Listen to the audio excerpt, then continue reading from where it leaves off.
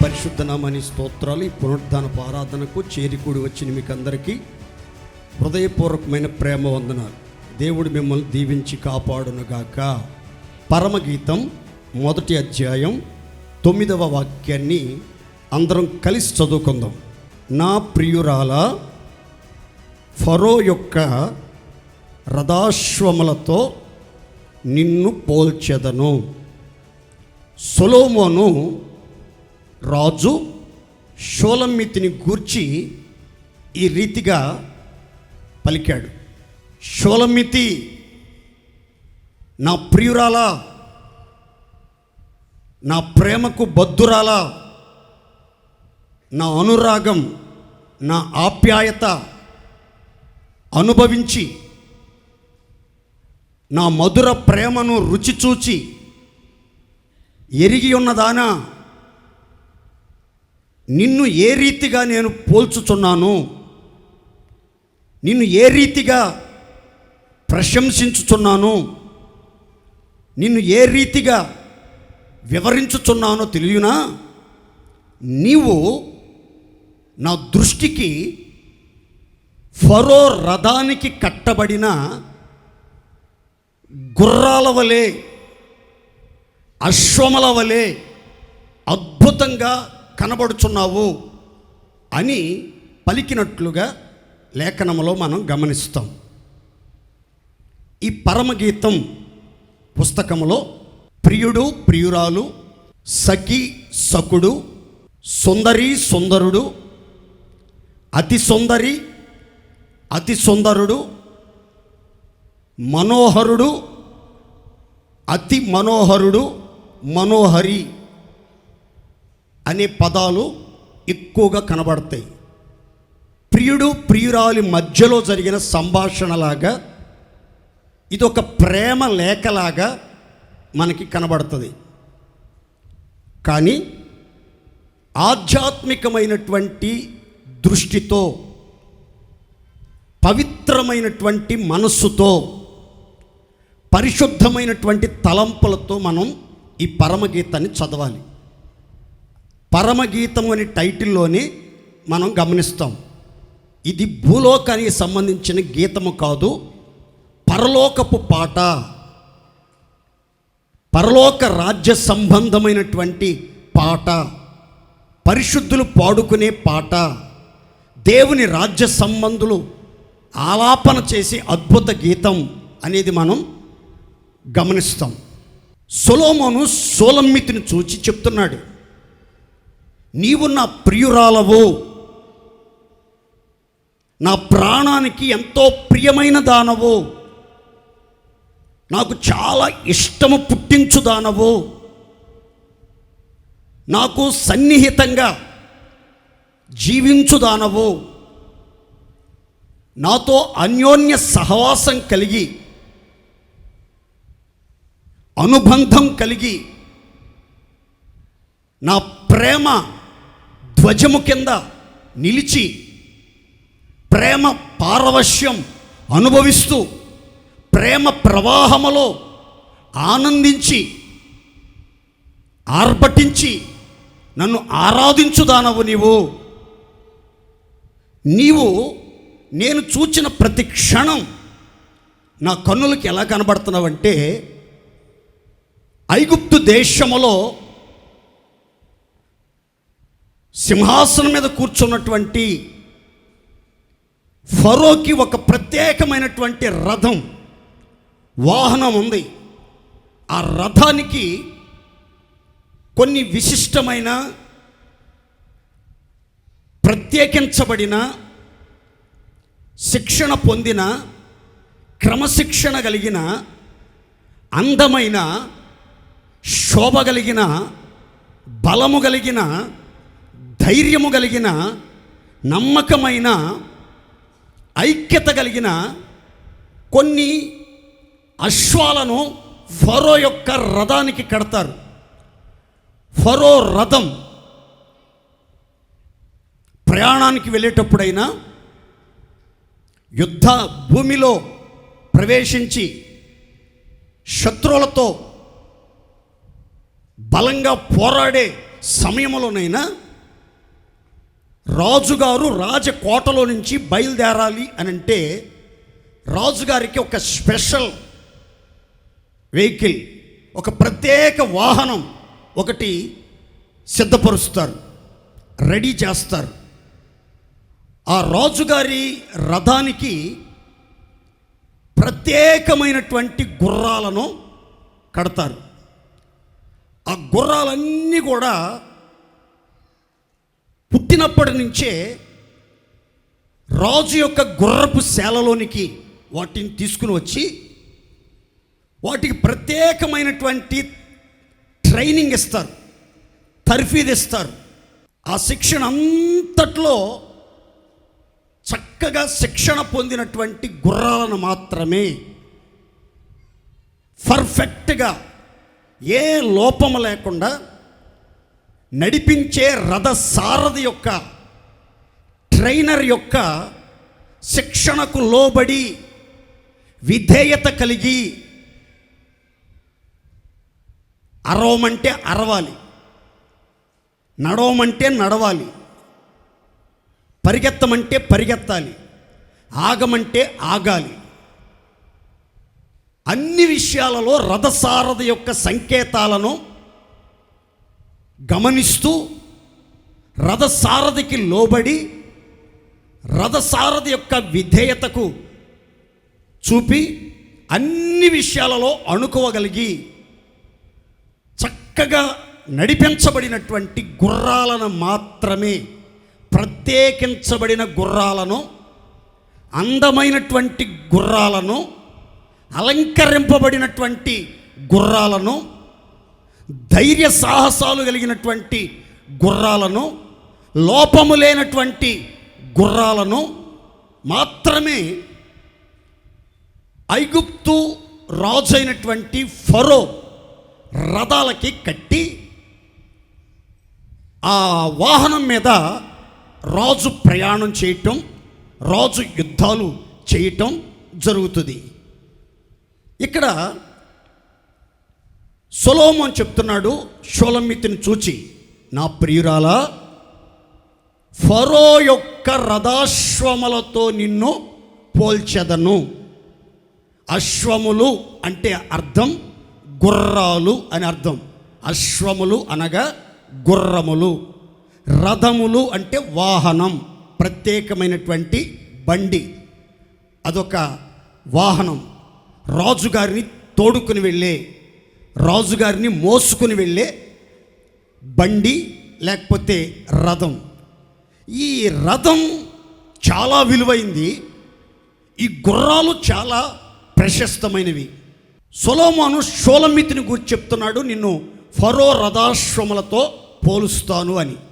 అలాగే మన ప్రభు అయిన యేసుక్రీస్తు వారు క్రొత్త నిబంధన సంఘాన్ని చూచి, ఆ సంఘాన్ని ప్రేమించి, ఆ సంఘాన్ని ఎన్నుకొని, ఆ సంఘాన్ని ఉద్దేశించి చెప్తున్నటువంటి మాట, ప్రియ సంఘమా, నూతన నిబంధన సంఘమా, క్రొత్త నిబంధన సంఘమా, నేను నిన్ను ఫరో రథాశ్వములతో పోల్చుచున్నాను అని సంఘాన్ని ఒక ఉన్నతమైనటువంటి ఉద్దేశముతో, ఒక ఉన్నతమైన ప్రణాళికతో, ఒక ఉన్నతమైనటువంటి ఆశయముతో కొనియాడుచున్నట్లుగా ఈ లేఖనంలో మనం గమనిస్తాం.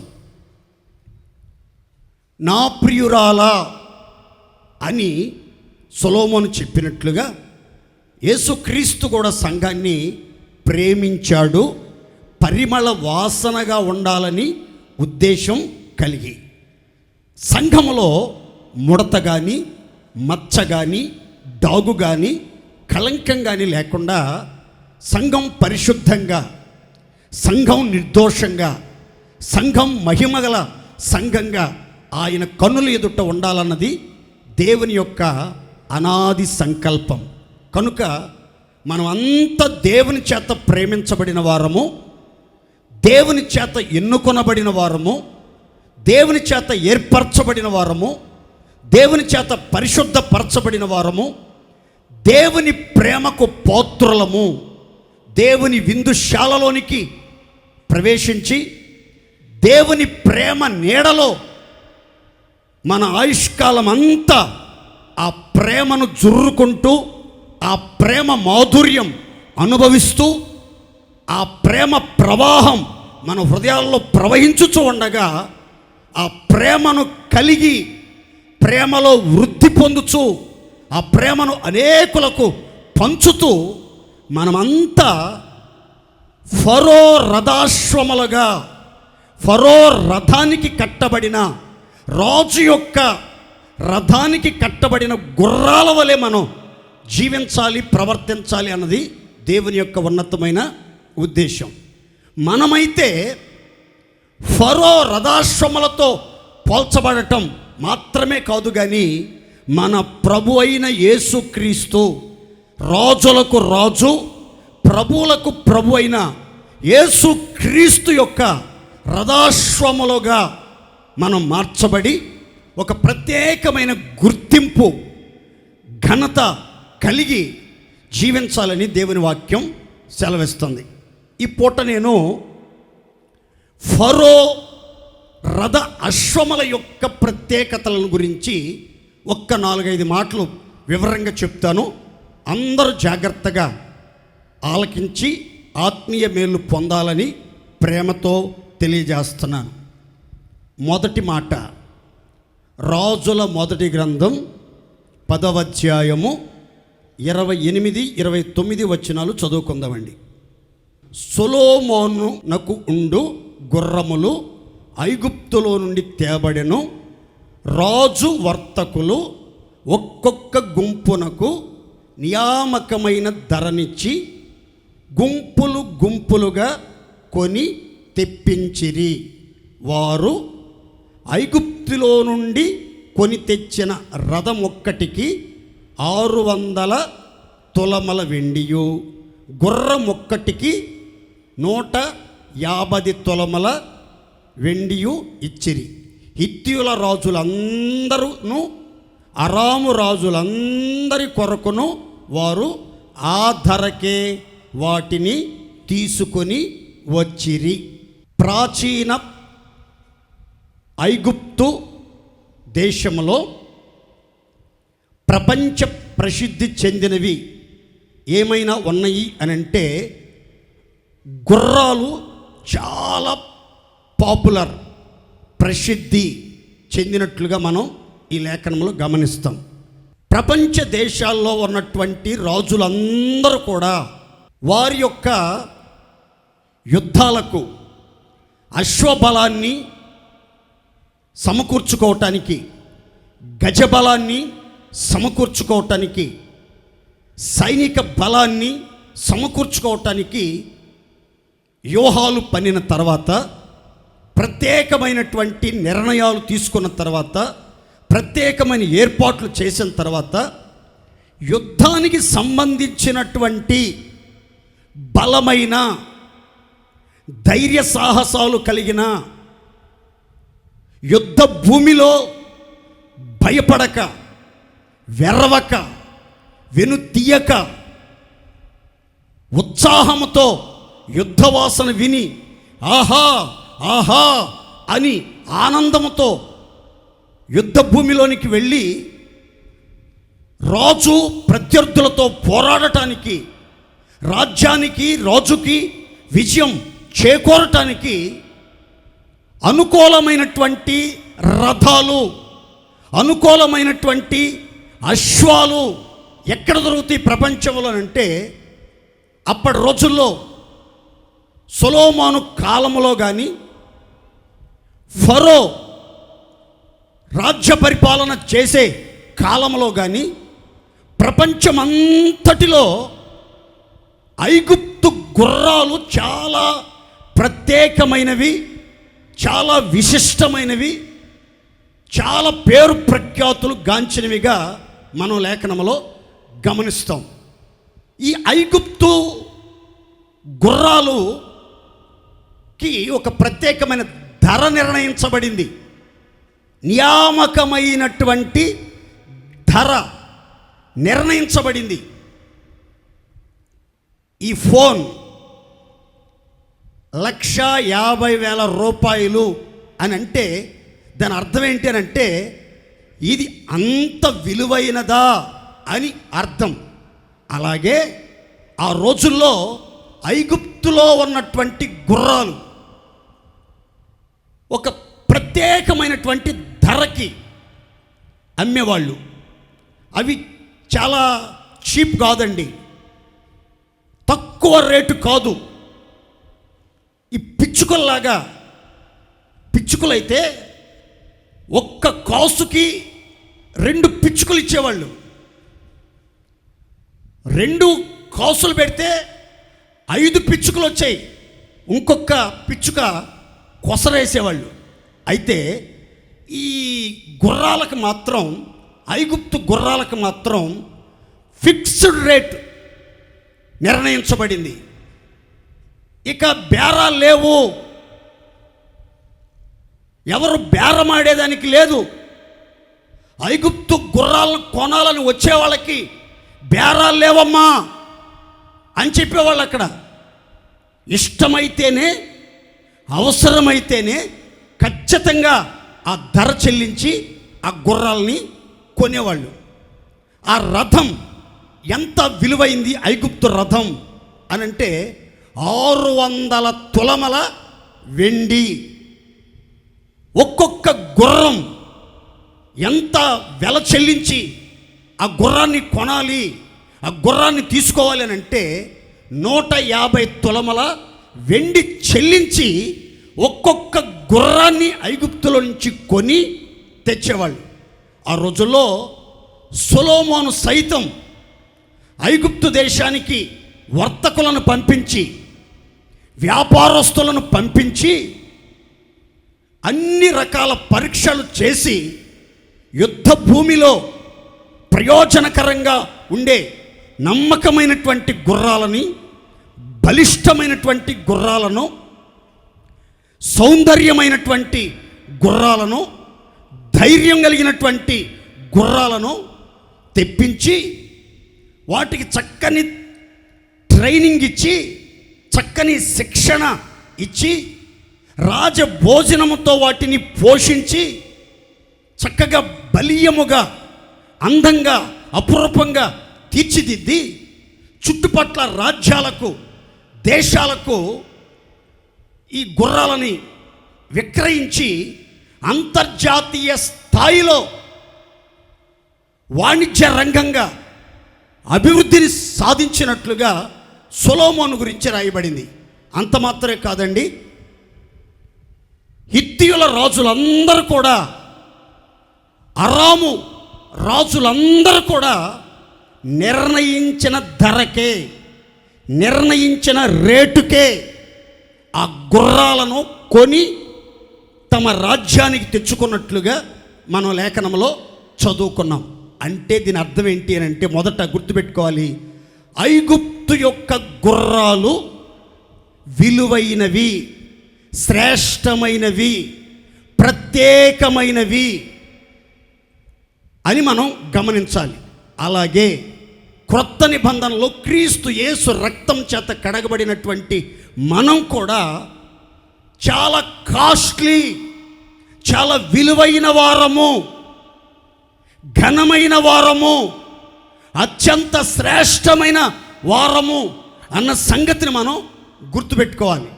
అందుకనే దైవజనుడైనటువంటి పౌలు గారు కొరింథీ సంఘానికి చెప్తారు, మీరు మీ సొత్తు కాదు, మీరు విలువ పెట్టి కొనబడిన వారు. యేసు క్రీస్తు మీకోసం రక్తం కార్చాడు, ప్రాణాన్ని విమోచన క్రయధనంగా సమర్పించాడు, మృతి చెంది సమాధిలో పెట్టబడి తిరిగి లేచాడు. మీరు వెండి బంగారముల వంటి క్షయ వస్తువులతో విమోచించబడలేదు, నిర్దోషమును నిష్కళంకమునగు క్రీస్తు ప్రశస్త రక్తముతో కొనబడ్డారు, కడగబడ్డారు, విమోచించబడ్డారు. మీరు విలువైన వారు. విమోచించబడిన ప్రజలు, విలువైనటువంటి ప్రజలు, చాలా విశేషమైనటువంటి ప్రజలు అని దైవజనుడైనటువంటి పౌలు గారు చెప్తున్నాడు. కనుక ప్రియులరా, మనకి యేసుక్రీస్తు రక్తం చేత కడగబడ్డాం గనక, రక్తం ఇచ్చి కొనబడ్డాం గనక, మనమంతా ఇప్పుడు ఎవరిమి అని అంటే గుర్తుపెట్టుకోవాలి, విలువైన వారము. అందరు చెప్పండి ఓదేసి. ప్రపంచం దృష్టిలో, లోకం దృష్టిలో, ఇంటివారి దృష్టిలో, బంధువుల దృష్టిలో, రక్త సంబంధీకుల దృష్టిలో, ఇరుగు పొరుగు వారి దృష్టిలో, స్నేహితుల దృష్టిలో, సేవకుల దృష్టిలో ఒకవేళ నీకు విలువ లేకపోవచ్చు, నువ్వు ఘనహీనంగా చూడబడవచ్చు, నిన్ను చులకనగా చూడొచ్చు, నీచంగా చూడొచ్చు, అల్పంగా చూడొచ్చు. కానీ దేవుని దృష్టిలో నీకు ఒక ప్రత్యేకమైనటువంటి స్థానం ఉంది, ప్రత్యేకమైన స్థితి నీకు నిర్ణయించబడి ఉంది. నీ స్థానం నీదే దేవుని యొక్క దృష్టిలో. మనందరికీ దేవుని హృదయంలో ఒక ప్రత్యేకమైన స్థానం కల్పించడానికే మనల్ని ప్రేమించిన ప్రేమామయుడు మన కోసం ప్రాణం పెట్టి మనల్ని కొన్నాడు. రక్తమంతా ధారపోసి మనల్ని కొన్నాడు. మనం ఊరకనే దేవునికి చెందిన వారం కాదు, ప్రభువునకు సంబంధించిన వారముగా మార్చబడలేదు. మనమంతా మన కోసం దేవుడు వెల చెల్లించాడు అని దేవుని వాక్యం స్పష్టంగా తెలియజేస్తుంది. దేవునికి మహిమ కలుగునుగాక. అందరు చెప్పండి గట్టిగా హల్లెలూయా. మీ విలువ మీ వస్త్రాలను బట్టి కాదు మీకు విలువ కలిగేది, మీ కులగోత్రాలను బట్టి కాదు మీకు విలువ కలిగేది, మీ అంద చందాలను బట్టి కాదు మీకు విలువ కలిగేది, మీరు వచ్చే వాహనాలను బట్టి కాదు మీకు విలువ కలిగేది, మీరు చేస్తున్న ఉన్నత ఉద్యోగాలను బట్టి కాదు మీకు విలువ కలిగేది, మీ పిల్లలు సాధించే విజయాలను బట్టి కాదు మీకు విలువ కలిగేది. మరి ఎలా మనకి విలువ కలిగింది? మన ప్రతిభను బట్టి కాదు, మన సంపాదన బట్టి కాదు, మన పరిచయాలను బట్టి కాదు, మన పదవులను బట్టి కాదు, మనకున్న పరివారమును బట్టి కాదు. కానీ కేవలం మనమంతా విలువైన రక్తం పెట్టి కొనబడ్డాం గనక మనమంతా చాలా విలువైన వారము, ప్రత్యేకమైన వారము, ఎన్నిక చెయ్యబడిన వారం. దేవునికి మహిమ కలుగునగాక. గట్టిగా చెప్దామండి హల్లెలూయా. ఫరో రథానికి కట్టాలి ఈ గుర్రాలు. ఫరో ప్రయాణం చేయబోతున్నాడు. ఆ రథానికి కట్టాలంటే గుర్రపు శాలలో ఉన్నటువంటి ఏదో ఒక గుర్రాన్ని తీసుకొచ్చి ఆ రథానికి కట్టరండి. అవి సాధారణమైనటువంటి గుర్రాలు కాదు.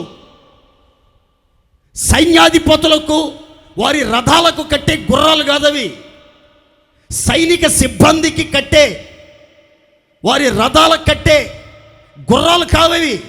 రాజుగారి కోసమే ప్రత్యేకించబడినటువంటి గుర్రాలవి, ఏర్పాటు చేయబడిన గుర్రాలవి, ఎన్నుకొనబడిన గుర్రాలవి, ఎంపిక చేయబడినటువంటి గుర్రాలు. రాజుగారి రథానికి కట్టే గుర్రాలను మొదట ఎంపిక చేస్తారు, ఆ తర్వాత వాటిని ప్రత్యేకిస్తారు, ఆ తర్వాత వాటిని రాజు యొక్క గుర్రపు శాలలోనికి తీసుకుని వెళ్తారు. అక్కడ ప్రత్యేకమైనటువంటి ట్రైనింగ్ ఇస్తారు. ఆ తర్వాత వాటికి ప్రత్యేకమైనటువంటి భోజన ఏర్పాట్లు, దానా, స్పెషల్ ఫుడ్ దానికి ఏర్పాటు చేస్తారు. రాజుగారి గుర్రాలు తినే ఆ ఆహారం, ఆ మేత, వాటికి పెట్టే గుగ్గిళ్ళు చాలా డిఫరెంట్గా ఉంటాయి. మామూలుగా పెళ్లి కొడుకును ఊరేగించే గుర్రాలు మీరు చూసుంటారు. బీచ్ల్లో పిల్లల్ని ఎక్కించి అటు ఇటు తిప్పే గుర్రాలు మీరు చూసి ఉంటారు. కొందరు మోజుపడి పెంచుకునే గుర్రాలు మీరు చూసుంటారు. కానీ రాజుగారి కోసం, రాజుగారి ప్రయాణాల కోసం, యుద్ధాల కోసం ప్రత్యేకంగా కొన్ని గుర్రాలను ఎన్నుకొని ఏర్పరిచి వాటికి ట్రైనింగ్ ఇస్తారు. అవన్నీ చక్కగా శిక్షణ పొందినటువంటి గుర్రాలు, సంకేతాలను పసిగట్టే గుర్రాలు. అవి వాటి ఇష్టం వచ్చినట్లుగా పరిగెత్తవు. వాటికి ఇష్టం వచ్చినట్లుగా అరవటం, కేకలేయటం, హాని చేయటం, వాళ్ళను తన్నటం, వీళ్ళను తన్నటం, వాళ్ళని పొడవటం, వీళ్ళను పొడవటం, వాళ్ళని కాళ్ళతో తొక్కటం, వీళ్ళని కాళ్ళతో తొక్కటం, ఇట్లా చెయ్యవు. రాజుగారి పర్మిషన్ లేకుండా, రాజుగారి ఆజ్ఞ లేకుండా ఈ గుర్రాలు పొర్రపాటున ఏ పని కూడా చేయవండి. నిలబడమంటే నిలబడతాయి, చూడమంటే చూస్తాయి, నడవమంటే నడుస్తాయి, పరిగెత్తమంటే పరిగెత్తాయి. అన్ని రకాలుగా శిక్షణ పొందినటువంటి గుర్రాలు. వాటి ఇష్టం వచ్చినట్లుగా ప్రవర్తించవు. క్రమశిక్షణ కలిగినటువంటి గుర్రాలుగా మనం ఆ గుర్రాలని గమనిస్తాం. నేటి సమాజంలో కూడా యేసురాజు యొక్క రథానికి కట్టబడిన మహిమగల సంఘములో ఉన్నటువంటి రాజుగారికి ఉపయోగపడే గుర్రాలుగా మనం మార్చబడాలి అని అంటే మనం కూడా పిలవబడాలి, ప్రత్యేకించబడాలి, ఎంపిక చేయబడాలి, శిక్షణ పొందాలి, క్రమశిక్షణ కలిగి, విధేయత కలిగి, అన్ని విషయాలలో అనుకువగా జీవించినప్పుడే మనం రాజుకి ప్రయోజనకరమైన, యజమాని వాడుకొనుటకు అర్హమైన పాత్రలుగా మనం మార్చబడతాం. ఘనత నిమిత్తమైన పాత్రలుగా మనం మార్చబడతామని బైబిల్ గ్రంథం చెప్తుంది. చాలామంది పిలువబడతారు, ఏర్పరచబడతారు, యేసు రక్తంతో కడగబడి, కొనబడి, విమోచించబడి జీవము గల దేవుని సంఘంలో చేర్చబడతారు. కానీ కొంతమందికి శిక్షణ పొందాలి అన్న ఆలోచన ఉండదు. కొంతమంది క్రమశిక్షణను అంగీకరించరు. క్రమశిక్షణ లేకపోతే రాజుగారి రథానికి నీవు పనికిరావు. రాజుగారిని మొయ్యటానికి, రాజుగారి పని కోసం, రాజు యొక్క రాజ్య విస్తరణలో నీవు ప్రయోజనకరంగా వాడబడాలంటే క్రమశిక్షణ అనేది చాలా అవసరం. కొంతమంది క్రమశిక్షణ అంటే నచ్చదండి. కొంతమంది క్రమశిక్షణ అంటే నచ్చదు, ఇష్టం ఉండదు. వాళ్ళ ఇష్టం కృష్ణాపురం, వాళ్ళు ఆడిందే ఆట, పాడిందే పాట. విచ్చలవిడిగా వదిలేస్తే అనుకూలంగా ఉంటారు, చాలా సంతోషంగా కొనసాగుతూ ఉంటారు. ఇది ఇలా తప్పుడు ప్రవర్తించకూడదు, చీకటి కార్యాలు చేయకూడదు, అసభ్యకరమైన ప్రవర్తించకూడదు అని మనం హెచ్చరించామనుకోండి, గద్దించామనుకోండి, ఖండించామనుకోండి, ఇంకా చెలరేగిపోతారు. ఇక ఓవర్ యాక్షన్లో మొదలు పెడతా ఉంటారు. కొంతమంది చూడండి, క్రమశిక్షణగా ఉండండి, క్రమముగా నడుచుకోండి అని చెప్తే సేవకుడు వాక్యం చెప్పేటప్పుడు ఫోన్లో మాట్లాడుతూ ఉన్నారనుకోండి, దాన్ని క్రమశిక్షణ అంటారా, క్రమశిక్షణ లోపం అంటారా? దేవుని సేవకుడు వాక్యం చెప్పినప్పుడు చుట్టుపక్కల ఉన్న వాళ్ళతో ముచ్చట్లు పెట్టుకుని, వ్యవహారాలు పెట్టుకుని మాట్లాడుకుంటూ ఉంటే అది క్రమశిక్షణ లేకపోతే క్రమశిక్షణ రాహిత్యమా? సేవకులు వాక్యం చెప్పేటప్పుడు బాధ్యతతో, భారముతో దేవుని ఆలోచనలు చెప్తున్నప్పుడు మీ అంతటి మీరు నిద్రపోతుంటే, మీ అంతటి మీరు ఏదో దీర్ఘ ఆలోచనలోకి వెళ్ళిపోతుంటే దాని అర్థం ఏంటి అనంటే క్రమశిక్షణ లేదు. ఆరాధన 9 గంటల కంటే 11 గంటలకు వస్తున్నారంటే వీళ్ళకి ఏమి లేదు, క్రమశిక్షణ లేదు. ఎన్నిసార్లు గద్దించినా, ఎన్నిసార్లు హెచ్చరించినా, ఎన్నిసార్లు నచ్చజెప్పినా టైం సెన్స్ లేకుండా, సమయస్ఫూర్తి లేకుండా విచ్చలవిడిగా ప్రవర్తిస్తున్నారంటే వీరు రాజు రథానికి కట్టడానికి అనుకూలమైన గుర్రాల, లేకపోతే అడ్డగాడిదిలా, గుడ్డిగాడిదిల్ని, బలహీనమైనటువంటి గుర్రాల్ని, లోబడని గుర్రాల్ని, మూర్ఖంగా ప్రవర్తించే గుర్రాలని, నడిపింపుకి లోబడని గుర్రాలను ఆ రథాలకి కట్టరు. అందులో రాజు ప్రయాణం చెయ్యడు. సంఘమా, సంస్కారవంతమైన జీవితం, సంస్కరణ పొందిన జీవితం మనం కలిగి క్రమశిక్షణతో నడుచుకోవాలి. రాజుగారి గుర్రాలంటే చాలా క్రమశిక్షణగా ఉంటాయి.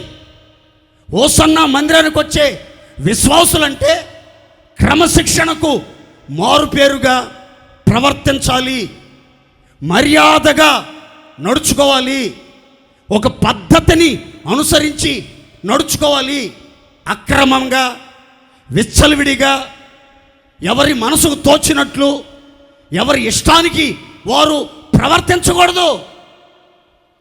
నేను రాజుకు సంబంధించిన గుర్రాన్ని, రాజ సంబంధమైన గుర్రాన్ని, రాజు రథానికి కట్టబడిన గుర్రాన్ని, రాజు కోసం పనిచేసే గుర్రంగా నేను ఉండాలి అని మీరు కోరుకుంటే ఖచ్చితంగా ప్రత్యేకించబడాలి.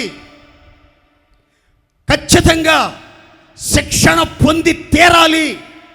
ఖచ్చితంగా క్రమశిక్షణ కలిగి నడిపించబడాలి.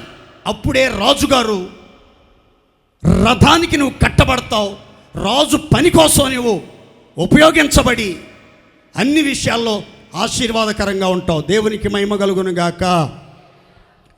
ఈ రాజుగారి రథానికి కట్టే ఈ గుర్రాలకి స్పెషల్ ఫుడ్ అండి. చెత్త చెదారం తినవు రాజుగారి గుర్రాలు. కాగితాలు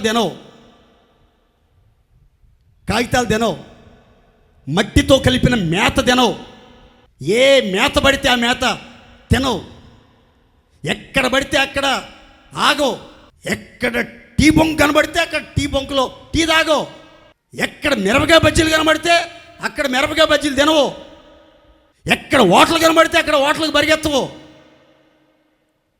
ఎక్కడ బిర్యానీ వాసన వస్తే అక్కడ బిర్యానీ వాసనకి పరిగెత్తవు. వీటికి ఒక ప్రత్యేకమైనటువంటి ఫుడ్, స్పెషల్ ఫుడ్ ఏర్పాటు చేయబడుతుంది. ఆ గుర్రాలకి ఫుడ్ పెట్టేవాళ్ళు ఆ ఫుడ్ని, ఆ ఆహారాన్ని పరీక్షించి, ఆ మేతను పరీక్షించి, ఆ దాన పరీక్షించి, బలీయమైనటువంటి ఆహారం, బలవర్ధకమైనటువంటి ఆహారం, మంచి మేత, పుష్టికరమైన పౌష్టిక ఆహారం వాటికి పెడతారు. ఆ ఆహారం తినివి బలాన్ని పొందాలి, శక్తిని పొందాలి, సమర్థవంతంగా యుద్ధ భూమిలో అవి ప్రయాణం చెయ్యాలి.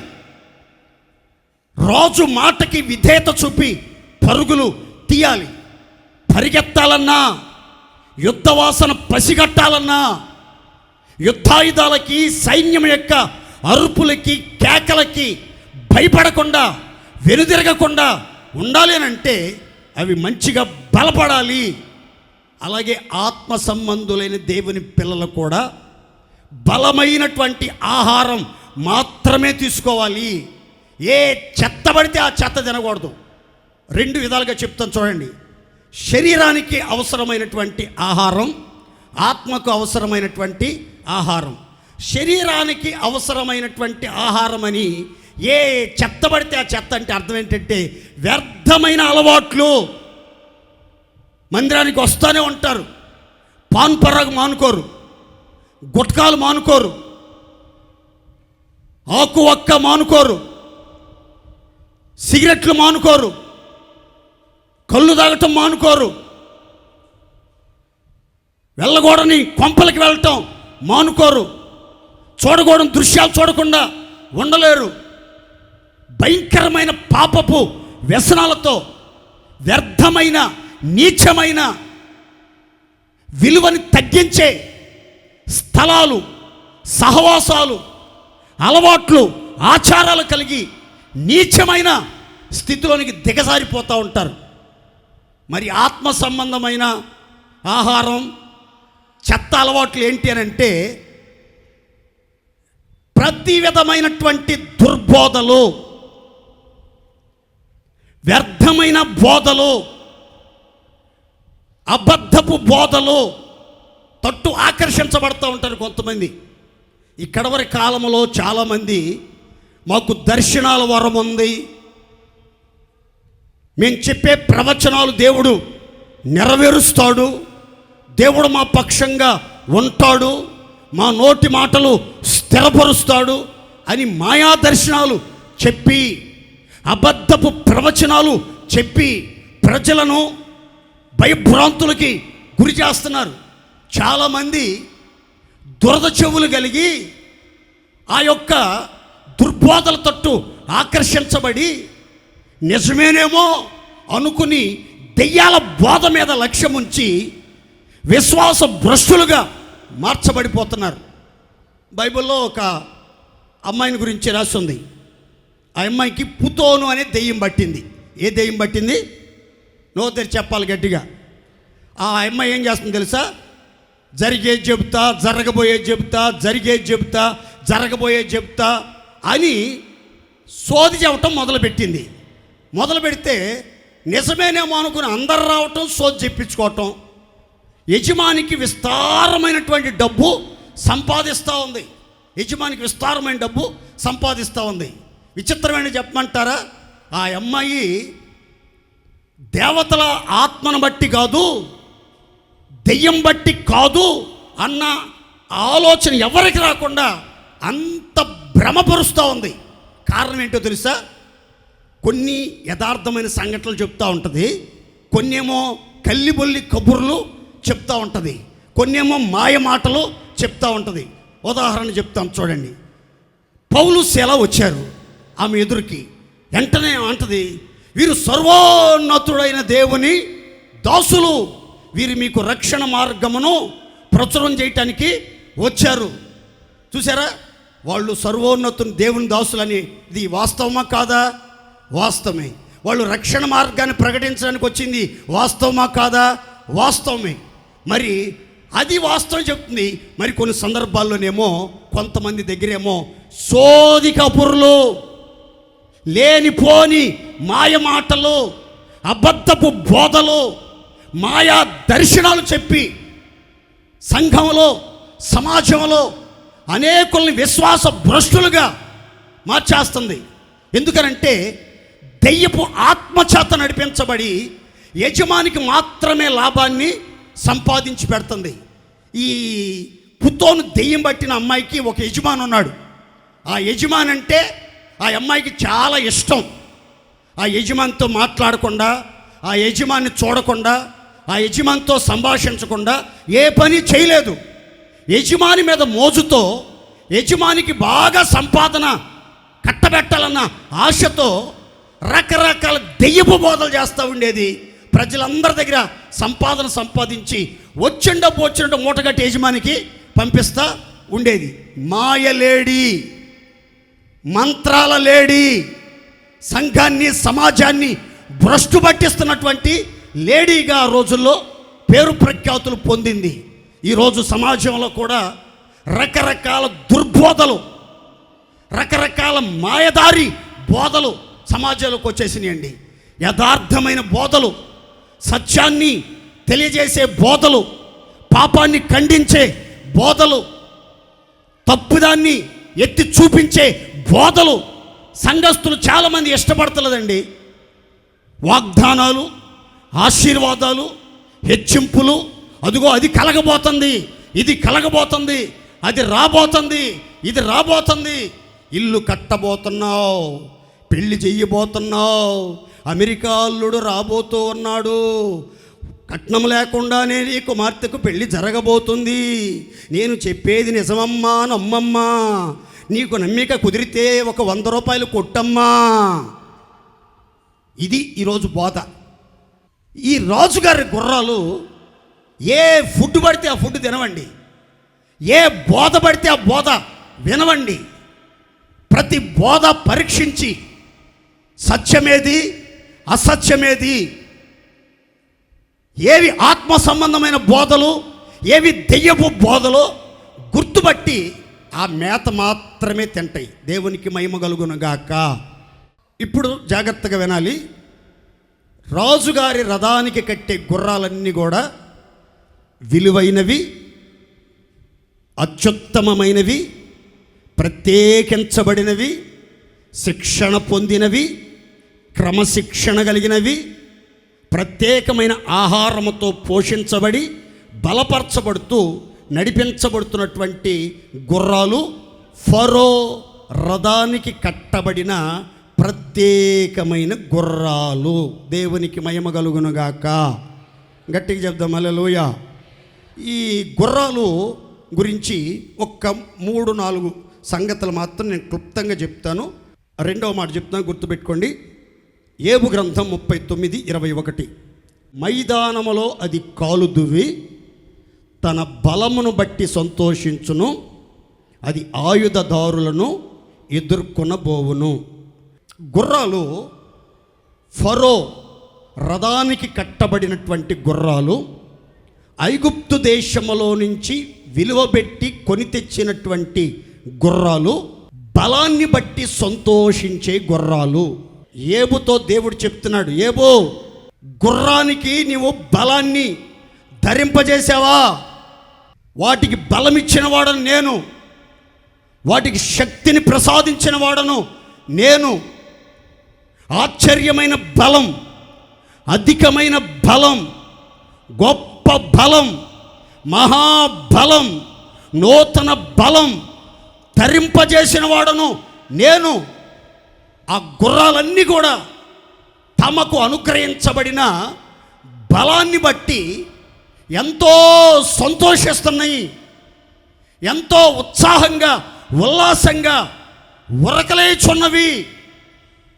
అవి మైదానంలో కాలు దువ్వి తమ బలాన్ని బట్టి, తమ పరాక్రమమును బట్టి, తమ శక్తి సామర్థ్యములను బట్టి ఎంతో సంతోష గానములు చేయుచూ ఉన్నాయి. దేవునికి మహిమ కలుగునుగాక. గుర్రంలో రెండో ప్రత్యేకత చెప్తున్నాను, గుర్తుపెట్టుకోండి. గుర్రాలు, ఫరో రథానికి కట్టబడిన గుర్రాలు బలమైనవి. నోరు తెరిచి చెప్పాలి గట్టిగా అందరూ సంతోషంగా. ఎలాంటివండి?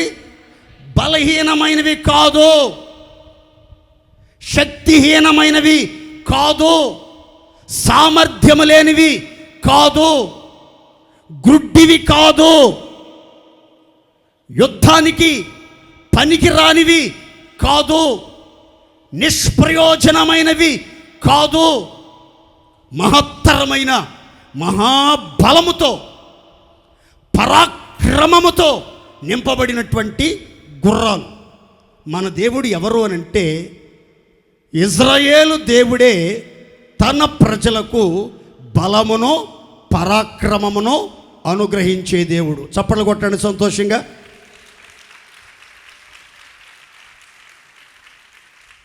దావీదు కృతజ్ఞతాస్తుతులు చెప్తూ దినవృత్తాంతాల గ్రంథంలో చెప్తాడు, హెచ్చించువాడవను, అందరికీ బలమిచ్చువాడవను నీవే, బలమును గొప్పతనమును నీ దానములు అని అంటాడు.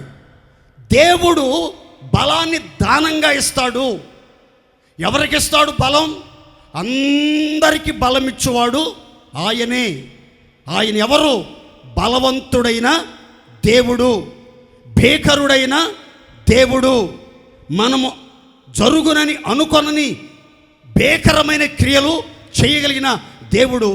ఆయన తన ప్రజల కోసం, తాను ఏర్పరచుకున్న ప్రజల కోసం, తాను ఎంపిక చేసిన ప్రజల కోసం, రాజుగారి కోసం, ప్రత్యేకించబడిన ప్రజల కోసం, సంఘములో అంటుకట్టబడిన ప్రజల కోసం, పరలోక రాజ్య ప్రయాణములో కొనసాగుతున్న రథానికి కట్టబడిన గుర్రాల కోసం, ప్రత్యేక బలాన్ని అనుగ్రహిస్తున్నట్లుగా లేఖనం చెప్తుంది. ఈరోజు మీరు ఫరో రథానికి కట్టిన గుర్రాల్లాగా పోల్చబడాలి, పిలవబడాలి, కొనియాడబడాలి అని అంటే యేసు రాజు యొక్క రథాశ్వములుగా గుర్తించబడి పిలవబడాలి, ప్రత్యేకించబడాలని అంటే మనం కూడా బలముతో నింపబడాలి. మనం మన బలాన్ని చూసుకుని ఏం చేయాలంటే సంతోషంగా ముందుకు సాగాలి. దేవునికి స్తోత్రం కలుగునుగాక. అందరం చెప్దాం గట్టిగా హల్లెలూయా, హల్లెలూయా. ఈరోజు రక్షణ పొందిన మీ జీవిత పయనములో ఆత్మీయ జీవితంలో బలవంతులుగా ఉంటున్నారా, బలహీనులుగా మార్చబడిపోయారా? ప్రతి లోక సంబంధమైన ఆకర్షణలకు ఆకర్షించబడి ఆగిపోయి ముందుకు సాగలేని స్థితిలో ఉంటున్నారా? ప్రతి చిన్నదానికి దీర్ఘంగా ఆలోచించి మానసికంగా బలహీనపరచబడి ఆధ్యాత్మికంగా బలహీనులుగా మార్చబడి శారీరకంగా బలహీనతలకు గురైపోయి, ఒకప్పుడు నేను ఎంత ఆరోగ్యంగా ఉండేదాన్నో, ఎంత బలంగా ఉండేవాడినో, ఎంత పుష్టిగా ఉండేవాడినో, ఇప్పుడు ఏంటో నా బలం తరిగిపోతుంది, నా శక్తి సన్నగిల్లిపోతుంది, నేను రోజు రోజుకి క్షీణించిపోతున్నట్లుగా, నా బలమంతా తరిగిపోతున్నట్లుగా నాకు అనిపిస్తుంది.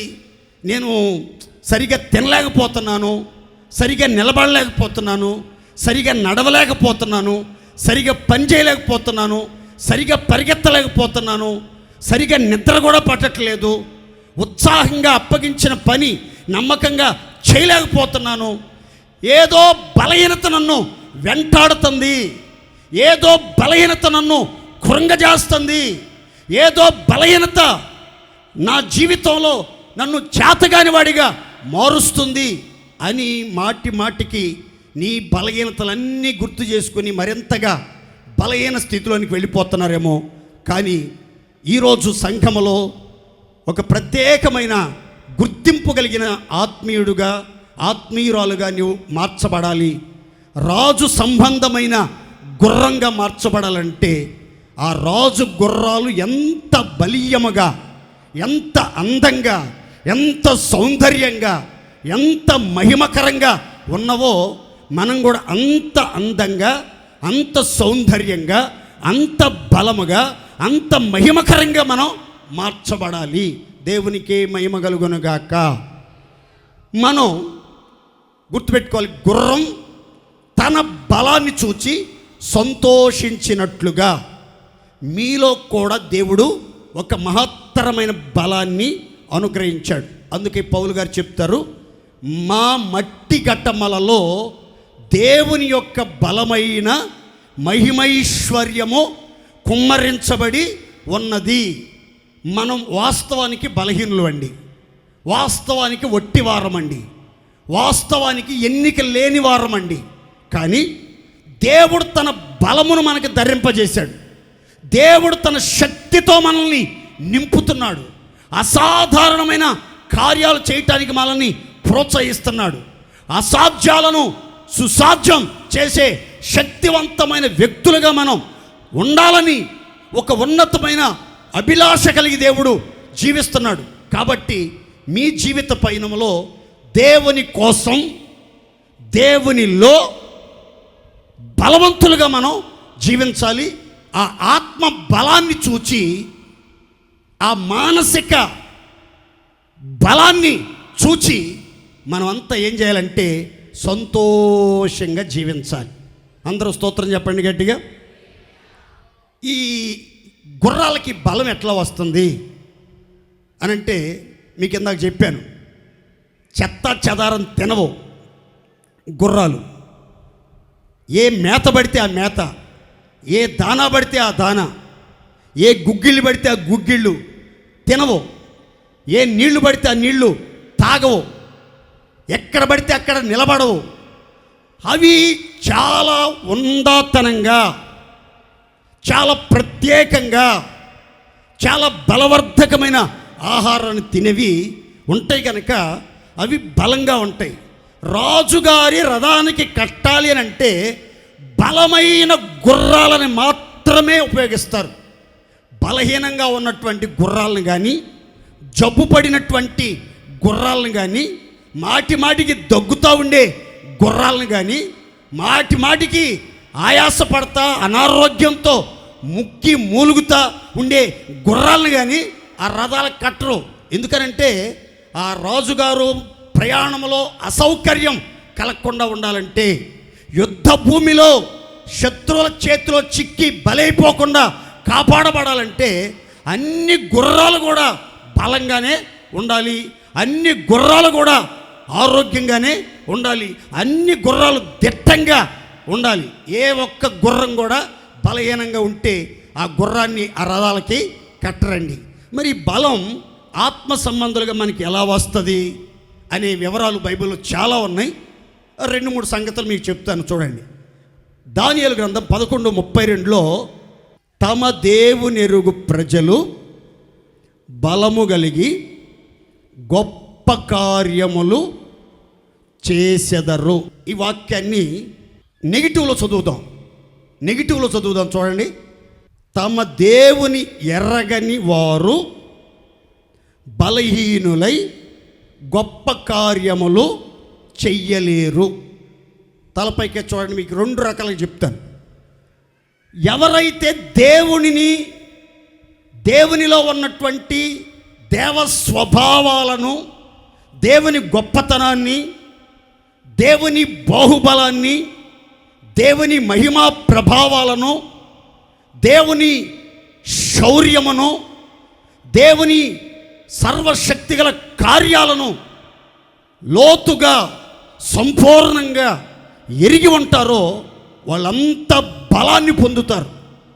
శక్తిమంతులుగా మార్చబడి శూర కార్యాలు జరిగిస్తారు, అసాధారణమైన కార్యాలు జరిగిస్తారు, అసాధ్యాలన్నిటినీ సాధ్యం చేస్తూ విజయోత్సవాలతో దూసుకుని వెళ్తారు. వారికి సమస్తము సాధ్యం చేయబడతాయి. దేవునికి మహిమ కలుగునుగాక. అందరు చెప్పండి గట్టిగా హల్లెలూయా. అయితే తమ దేవుణ్ణి ఎవరైతే ఎరగరో, ఎరిగియుండియు తమ క్రియల వలన దేవుణ్ణి ఎరగమన్నట్టుగా జీవించి అవిధేయులను, ప్రతి సత్కార్యమనందు భ్రష్టులుగా ఎవరైతే ఉంటారో వాళ్ళు బలాన్ని పొందలేరు, బలహీనులుగా మార్చబడతారు, గొప్ప కార్యాలు చేయలేరు, శూర కార్యాలు జరిగించలేరని బైబిల్ గ్రంథం చెప్తుంది. తమ దేవుని ఎరుగువారు బలము కలిగి గొప్ప కార్యములు చేస్తారు. మీరు గుర్రములాగా బలవంతులుగా మీ బలాన్ని చూచుకుని మీరు సంతోషించాలి. మీ బలాన్ని బట్టి గొప్ప కార్యాలు మీరు చెయ్యాలి, గొప్ప కార్యములకు శ్రీకారం చుట్టాలి అని మీరు తలంచినట్లయితే ఖచ్చితంగా బైబిల్ చెప్తున్నమాట, తమ దేవుని ఎరుగువారు బలము కలిగి గొప్ప కార్యాలు జరిగిస్తారు. చూడండి, బైబిల్లో ఏలీ కుమారుల గురించి రాసి ఉంది.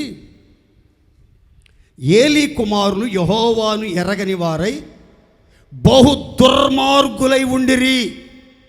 మందిరంలోనే ఉంటున్నారు, తండ్రి మహిమ కలిగిన పరిచర్య చేస్తున్నాడు, కానీ వీళ్ళు మాత్రం దేవుణ్ణి ఎరగకుండా, దేవుని ధర్మ విధులు ఎరగకుండా, దేవుని క్రమాలు ఎరగకుండా, దైవ భయం లేకుండా బహు దుర్మార్గంగా ప్రవర్తిస్తున్నారు.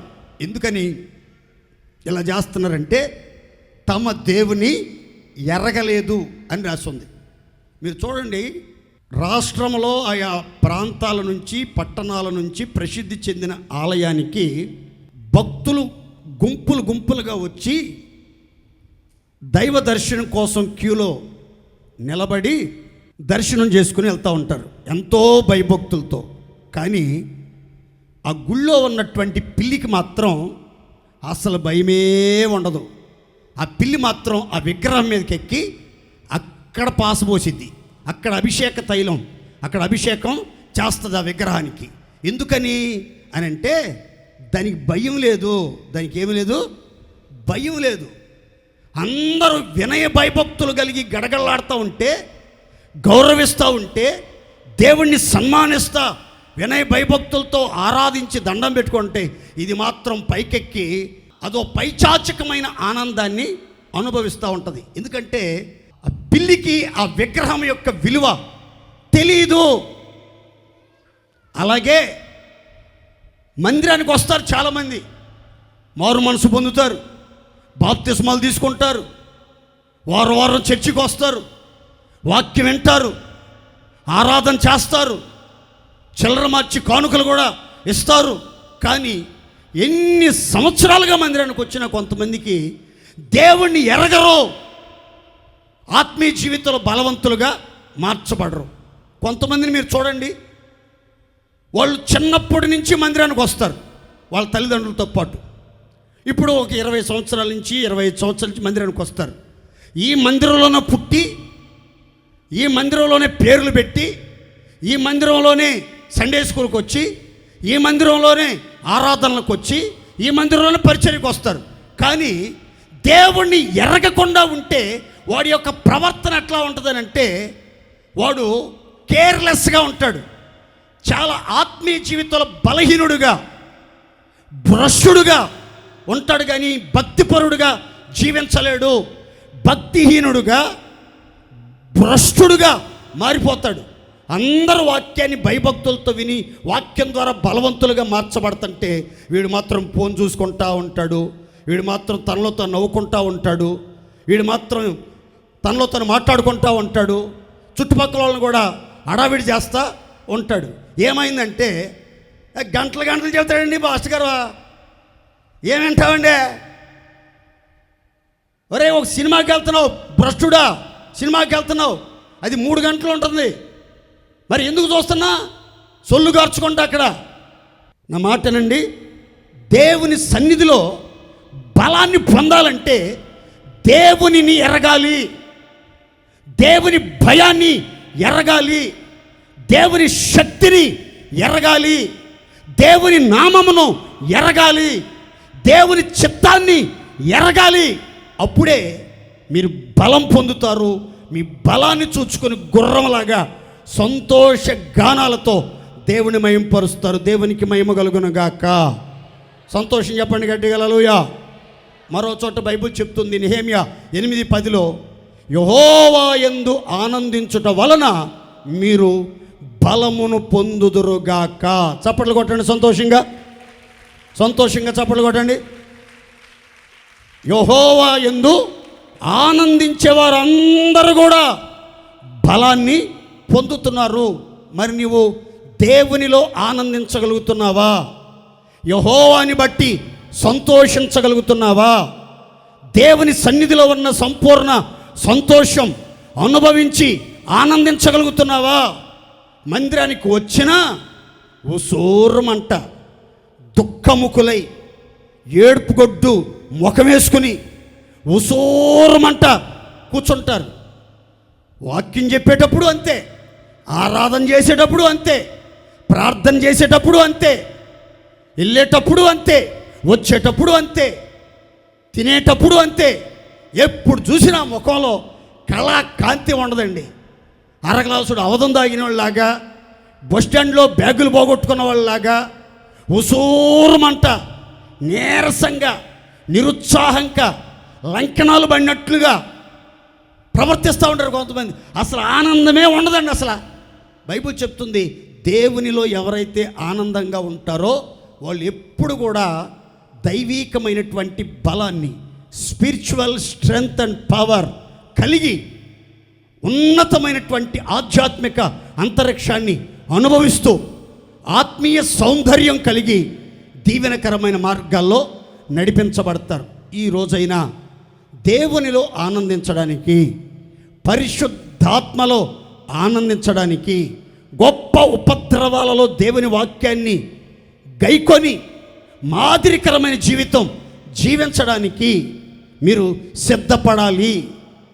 వాక్యం ద్వారా మీరు బలవంతులుగా మార్చబడాలి. జీవాహారం భుజించడం ద్వారా మీరు బలవంతులుగా మార్చబడాలి. దేవుణ్ణి ఎరుగుట ద్వారా మీరు బలవంతులుగా మార్చబడాలి. దేవునిలో ఆనందించడం ద్వారా మీరు బలవంతులుగా మార్చబడాలి. యెహోవా కొరకు కనిపెట్టుకుని వారు, యెహోవా కొరకు ఎదురు చూచువారు అందరూ కూడా నూతన బలం పొందుదురుగాక. చెప్పండి గట్టిగా అందరూ సంతోషంగా హల్లెలూయా. కనుక మీ జీవితంలో ఇంకా నూతన బలము, గొప్ప బలము, మహాబలము, అధిక బలము లేకపోతే మీరు బలహీనులుగా, బలహీనపరచు ఆత్మ చేత నడిపించబడుతూ మనసు వంగిపోయి, మనసు భూ సంబంధమైన వాటి మీద నిలిపి పర సంబంధమైన వాటిని చూడలేక, దేవుణ్ణి ఎరుగలేక, గొప్ప కార్యాలు చెయ్యలేక, దేవుని నామము నిమిత్తం స్వర కార్యములను జరిగించలేక ఒట్టివారిగా, బలహీనులుగా, వ్యర్థులుగా ఉంటే ఈరోజు దేవుని వాక్యం మీతో మాట్లాడుతున్న మాట, గుర్రములు తమ బలమును బట్టి సంతోషించున్నట్లుగా మీరు కూడా దేవునిని ఎరిగి, దేవుని వాక్యం ద్వారా బలవంతులుగా మార్చబడి, దేవుని యందు ఆనందించడం ద్వారా బలవంతులుగా మార్చబడి, దేవుని వాక్యము ద్వారా బలవంతులుగా మార్చబడి, దేవుని కోసం కనిపెట్టి నూతన బలాన్ని ధరించుకొని విజయోత్సవాలతో రాజు పని కోసం ఉత్సాహంగా, ఉల్లాసంగా ముందుకి సాగిపోయే ఫరో రథాశ్వములుగా మార్చబడుదముగాక. సంతోషంగా చెప్తాం గట్టిగా హల్లెలూయా. మూడో మాట చెప్తాను, గమనించండి. ఫరో రథానికి కట్టబడిన గుర్రాలు ఎలాంటివి అని అంటే, మూడు మాటలు గుర్తుపెట్టుకోండి. ఒక్క మాట చెప్తాను. ధైర్యము గలవి, బహువేగముగా పరిగెత్తగలిగినవి, బహువేగముగా పరుగెత్తగలవి, చురుకైనవి. ఒక మాట చదువుకుందాం, చూడండి. ఏబు గ్రంథం 39వ అధ్యాయం 22 నుంచి 25 వచనాలు. అది భయము పుట్టించు దానిని వెక్కిరించి భీతి నొందకుండును, ఖడ్గమును చూచి వెనుకకు తిరగదు. అంబుల పొదియు తళతళలాడు ఈటెయు బళ్ళెమును దాని మీద గలగలలాడించున్నప్పుడు ఉద్దండ కోపముతో అది బహుగా పరుగులెత్తును. అది బాకానాదము విని ఊరకొండదు. బాకానాదము వినబడినప్పుడల్లా అది ఆహా ఆహా అనుకుని దూరము నుండి యుద్ధవాసన తెలుసుకొనును. సేనాధిపతుల ఆర్భాటమును, యుద్ధ ఘోషను వినును. ఈ గుర్రం, ఫరో గుర్రాలు, ఐగుప్తు నుండి కొని తెచ్చినటువంటి గుర్రాలు, శిక్షణ పొందిన గుర్రాలు, క్రమశిక్షణ కలిగిన గుర్రాలు, రాజు కోసం పెంచబడిన గుర్రాలు, రాజు రథానికి కట్టబడిన గుర్రాలు ధైర్యము కలిగి ఉంటాయి. మరొక మాటలో చెప్పాలంటే, వాటి జీవితంలో భయము అనేది వాటి నిఘంటువులో, వాటి డిక్షనరీలో ఉండదు. అసలు భయం అనేది ఎక్కడ వాటి జీవితంలో కనబడదు అనేది మనకి స్పష్టంగా చదువుకున్న లేఖనంలో మనం గమనిస్తాం. అది భయపడదు. భయము పుట్టించు దానిని వెక్కిరిస్తుంది, ఎగతాళి చేస్తుంది, హేళన చేస్తుంది. ఇంకొక మాటలో చెప్పాలంటే, భయానికే భయం పుట్టించే జంతువు ఏదైనా ఉంది అని అంటే అది ఐగుప్తులో నుంచి వచ్చినటువంటి గుర్రాలు మాత్రమే. దేవునికి మహిమ కలుగునుగాక.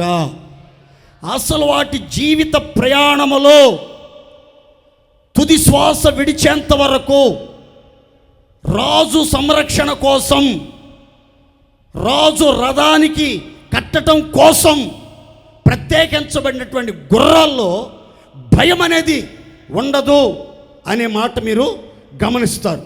అంత మాత్రం కాదు, మైదానంలో అది కాలు దువ్వి పరిగెత్తుతుంది, అది బహు వేగంగా పరిగెత్తుతుంది.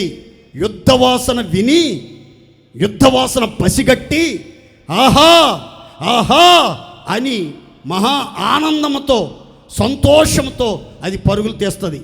దాని దగ్గరికి ఎవరైనా కానీ ఈటె కానీ, తళతళలాడే కత్తి కానీ, ఖడ్గం కానీ తీసుకొచ్చి సౌండ్ కనుక చేశారంటే అదట ఉద్దండ కోపంతో రెచ్చిపోయి, అధిక బలముతో ఊగిపోయి, అది ఆర్భాటముతో ఆహా ఆహా అనే నాదాలతో యుద్ధభూమిలోనికి పరిగెత్తుకుని వెళ్తుంది అనే మాటలు మనం చదువుకున్నాం. ఇక్కడ చాలా జాగ్రత్తగా గమనించాలి. విశ్వాస జీవిత ప్రయాణం అనేది ఒక యుద్ధ భూమి, ఒక యుద్ధ భూమి. ఈ యుద్ధ భూమిలో మనమంతా కూడా భయము లేకుండా పోరాడాలి, భయము లేకుండా జీవించాలి, వెనుదిరగకుండా ముందుకే బహు వేగంగా, ఉత్సాహంగా, ఉల్లాసంగా పరిగెత్తాలి. కానీ యుద్ధాన్ని చూచి ఆగిపోవటం కానీ, యుద్ధాన్ని చూచి అయ్యో అయ్యో అని వెనుదిరిగి పారిపోవటం కానీ చేయకుండా ఈ గుర్రాల వలె ధైర్యం తెచ్చుకుని చురుకుగా, ఉత్సాహంగా, బహు వేగంగా ఆహా ఆహా అని మైదానంలో కాలు దువ్వి యుద్ధ వాసన పసిగట్టి ధైర్య సాహసాలతో ముందుకి పోరాడాలి. జీవిత ప్రయాణములో, విశ్వాస యాత్రలో దైవ జనాంగమా ఎన్నో సమస్యలు, ఎన్నో శ్రమలు, ఎన్నో పోరాటాలు, ఎన్నో ఊహించని ఉపద్రవాలు ఉప్పెనలాగా మీ మీదకి పొంగి పొర్లి ప్రవహిస్తున్నప్పుడు కష్టాలు, కలవరాలు, కన్నీళ్ళు, బాధలు, భయాలు, బలహీనతలు, బంధకాలు, ఆర్థిక ఒత్తిడి, అనారోగ్య సమస్యలు, ఆవేదన సుడిగుండాలు, అర్థం చేసుకొని మనుషులు, అపనిందలు, అల్లర్లు, అనుమానాలు, అవమానాలు చెలరేగి మన మీద ప్రవాహంలాగా ప్రవహిస్తా ఉన్నప్పుడు మనం భయపడి అయ్యో అయ్యో అని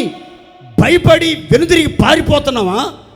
ఆహా ఆహా అని సంతోషించి, బలాన్ని బట్టి సంతోషిస్తూ, విజయానందముతో యుద్ధ భూమిలోనికి వెళ్ళి సమస్యలతో, శోధనలతో, సాతాను శక్తులతో, ప్రత్యర్థులతో, మనల్ని బెదిరించే సవాళ్లతో మనం పోరాడి జయం పొందే బలమైనటువంటి గుర్రాలుగా యుద్ధ భూమిలో సేనాధిపతుల ఆర్భాటం చూచి చాలా ఉత్సాహంతో, ఉల్లాసంతో ముందుకు దూసుకెళ్తున్నామా? లేకపోతే జరుగుతున్న పరిణామాలన్నిటినీ చూచి ఆగి ఆలోచిస్తూ మొన్నే ఒక మేలు జరిగింది, మొన్నే కలిసి వచ్చింది, మొన్నే సమృద్ధి కలిగింది, మొన్నే ఆరోగ్యం కొంచెం బాగుంది, మొన్నే కుటుంబంలో సమాధానం వచ్చింది అనుకునే లోపే ఆ ఆనందం ఆవిరైపోతుంది. ఏంటి సమస్యలు, ఏంటి శోధనలు, ఏంటి తెగుళ్ళు, ఊహించని ప్రతికూల పరిస్థితులు ఎందుకెలా? నేను నమ్మిన వాళ్ళే ఎందుకు నమ్మక ద్రోహం చేస్తున్నారు? నేను ప్రేమించిన వాళ్ళే నన్ను ఎందుకు ద్వేషిస్తున్నారు? నా ద్వారా మేలు పొందిన వాళ్ళే ఎందుకు నాకు కీడు, హాని చెయ్యజూచుచు ఉన్నారు అనే ఆలోచనలు మిమ్మలను ఆవేదనలోనికి నెట్టేస్తున్నాయా? సమస్య మీద సమస్య, బాధ వెంబడి బాధ, ఇబ్బంది వెంట ఇబ్బంది, ఊహించని ప్రతికూల పరిస్థితులు, మేలు జరిగిద్దనే ఆశ, ఆలోచన అసలు కనబడతలేదు. కనుచూపు మేరలో నేను ఆశీర్వదించబడతాను, సమృద్ధిని అనుభవిస్తాను, తృప్తిగా జీవిస్తాను, సంఘంలో స్థిరపడతాను, విజయవంతమైన జీవితం జీవిస్తాను, అందరికీ మాదిరికరంగా నడుచుకుంటాను అనే దానికి అసలు ఆనవాలు కనబట్టలేదు అని మాటి మాటికి శ్రమల సుడిగుండాల మధ్యలో, యుద్ధ వాతావరణం మధ్యలో, ప్రత్యర్థుల పోరాటాలు దౌర్జన్యాల మధ్యలో, హింస, దాడి, దమనకాండ జరుగుతూ ఉండగా కృంగి కృషించి నిరాశల చెరలో నిట్టూర్పులు విడుస్తూ నిస్సహాయ స్థితిలో నిలబడిపోయిన దేవుని బిడ్డ, దేవుడు నిన్ను చూసి చెప్తున్నాడు, నా ప్రియురాలా, ఫరో యొక్క రథాశ్వములతో నిన్ను పోలుస్తున్నాను. నీవు ప్రత్యేకించబడిన గుర్రానివి, నీవు విలువైన గుర్రానివి, నీవు అత్యుత్తమమైన గుర్రానివి, నీ కోసం వెల చెల్లించబడింది. నీకు బలం, ప్రత్యేకమైన ఆశ్చర్యమైన బలం ధరింపజేయబడింది.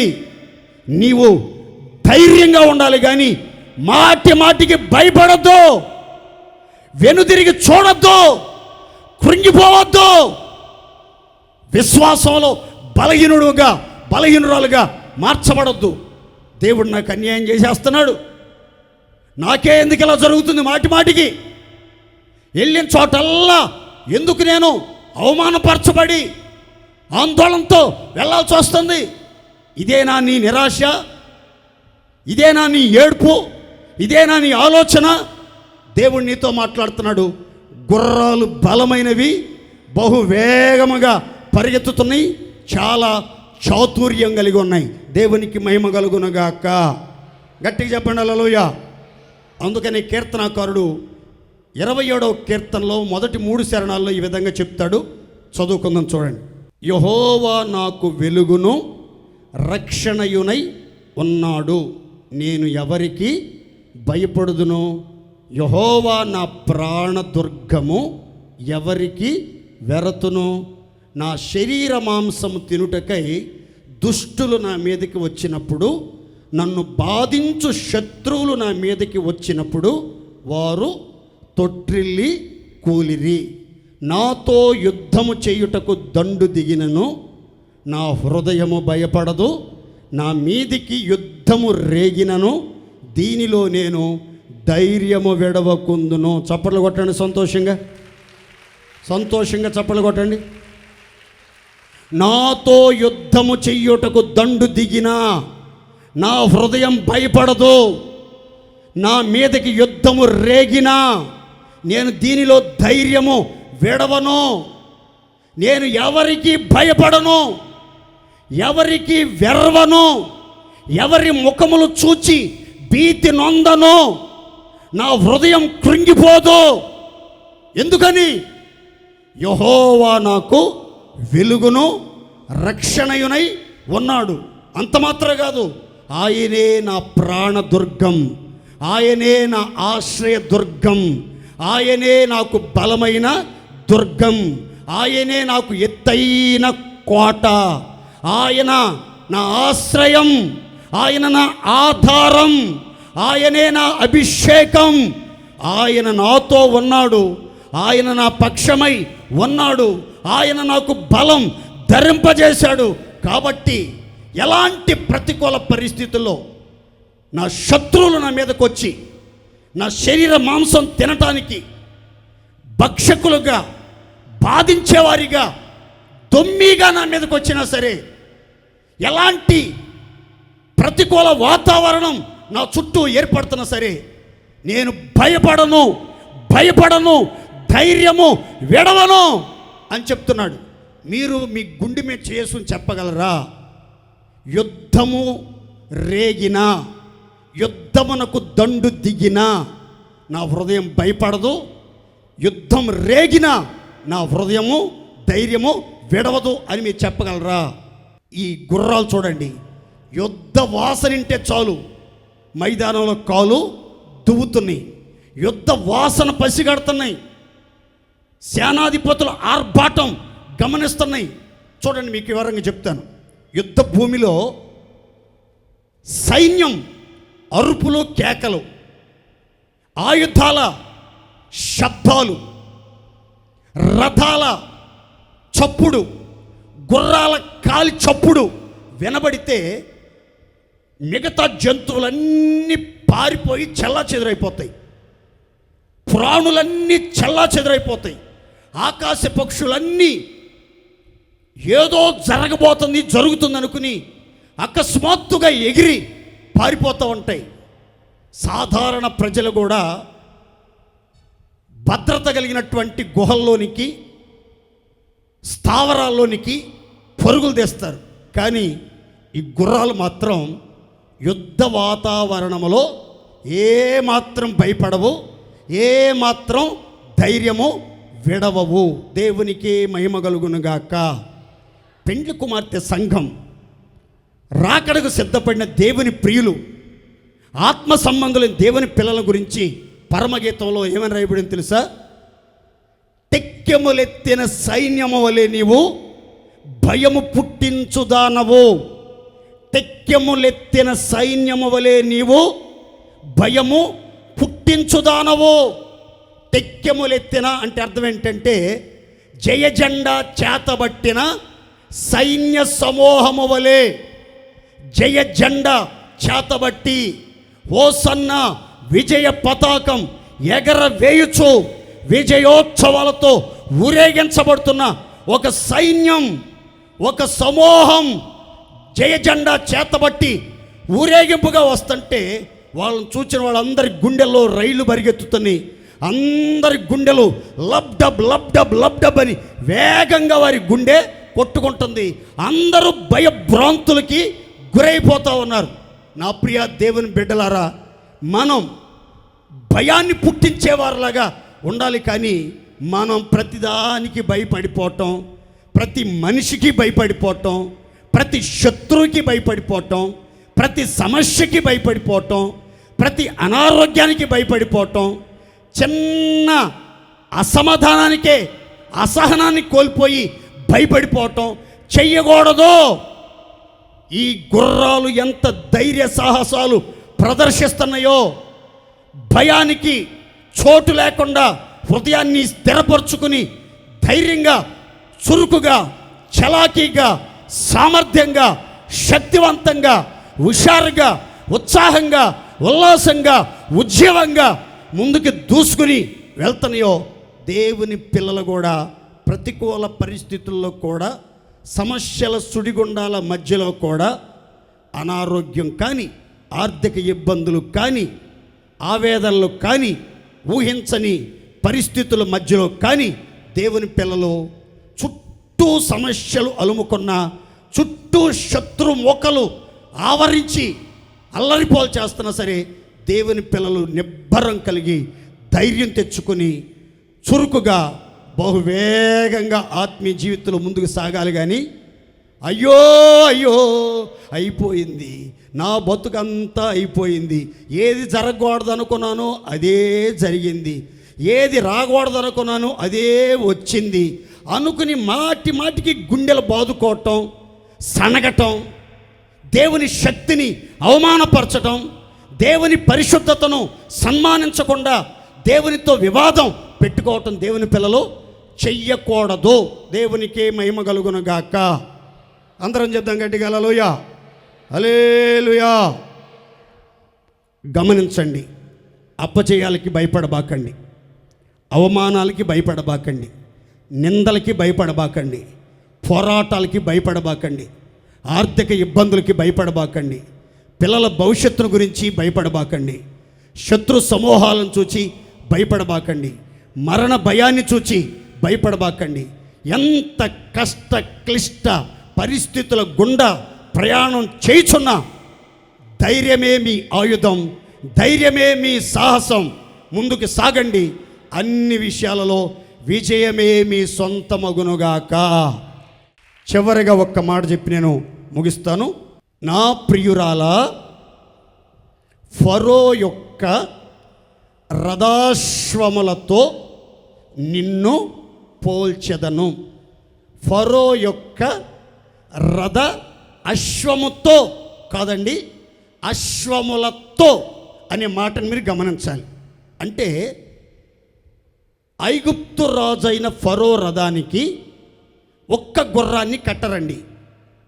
మరి ఎన్ని గుర్రాలు కడతారు అని అంటే 2 గుర్రాలు కానీ 4 గుర్రాలు కానీ 6 గుర్రాలు కానీ 8 గుర్రాలు కానీ 10 గుర్రాలు కానీ ఆ రథం యొక్క కెపాసిటీని బట్టి కడతారు. ప్రాముఖ్యంగా రాజుగారు ప్రయాణం చేసే గుర్రాలు, రాజుగారు ప్రయాణం చేసే రథాలు చాలా ప్రత్యేకమైనవి. ఆ గుర్రాలు కూడా చాలా అందంగా ఉంటాయి, చాలా అద్భుతంగా అలంకరిస్తారు. వెండితో, బంగారంతో, ముత్యాల హారాలతో వాటి చెక్కిళ్లను అలంకరిస్తారు, వాటి కంఠములను అలంకరిస్తారు. అయితే ఈ అలంకరించబడినటువంటి గుర్రాలని కూడా చూడండి, జతలుగా కానీ బహు గుర్రాలు కానీ ఆ రథానికి కట్టబడతాయి. అయితే ఇందులో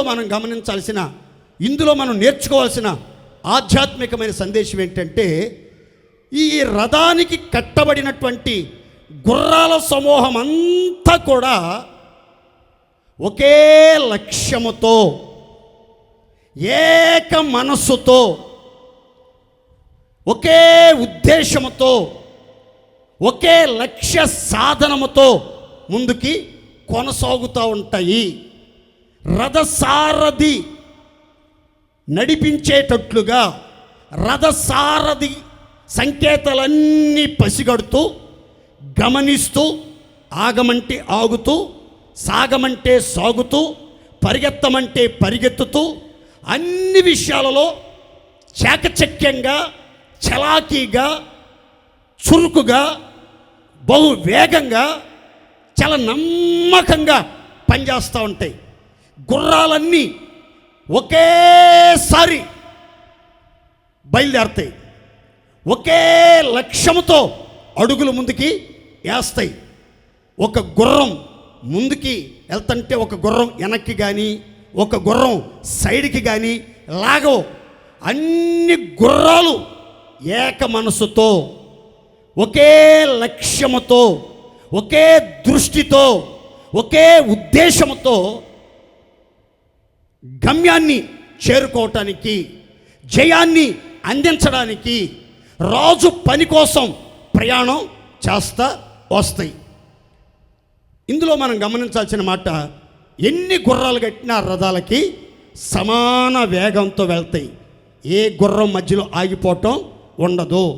అంటే ఐక్యత కలిగినటువంటి గుర్రాలు, ఏకాభిప్రాయం, ఏక మనస్సు, ఏకగ్రీవముగా పనిచేసే గుర్రాలుగా మనం ఫరో గుర్రాలని మనం గమనిస్తాం. ఇందులో మనం నేర్చుకోవాల్సిన పాఠం ఏంటంటే, సంఘములో ఎంతమందిమి ఓసన్న భీమవరం సంఘములో అంటుకట్టబడినా, వేల సమూహముగా మందిరానికి వస్తున్నా, మన కులాలు వేరు, మతాలు వేరు, భాష వేరు, పరిసరాల ప్రభావం వేరు అయినా మనమంతా ఏక మనసుతో ప్రార్థించాలి, ఏక మనసుతో పాడాలి, ఏక మనసుతో ఆరాధన చెయ్యాలి, ఏక మనసుతో రాజు యొక్క పని శ్రద్ధగా చెయ్యాలి. చూడండి, ఒక్కొక్కలుగా ఒక్కొక్క పని అప్పగించి ఈ పని మీరు చేపించండి, మీరు చెయ్యండి అంటే చాలా సంతోషంగా చేస్తారు. కానీ టీం వర్క్గా మీరంతా గ్రూపుగా ఐక్యతగా వచ్చి ఈ పని చెయ్యాలి, ఈ పరిచర్య చెయ్యాలి, నిర్ణయించబడిన ఈ పని ముగించాలంటే టీం వర్క్ అంటే కొంతమంది ముందుకు వస్తారు, కొంతమంది వెనక్కి అవుతారు, కొంతమంది ఎప్పుడూ మనమే చేయాలా,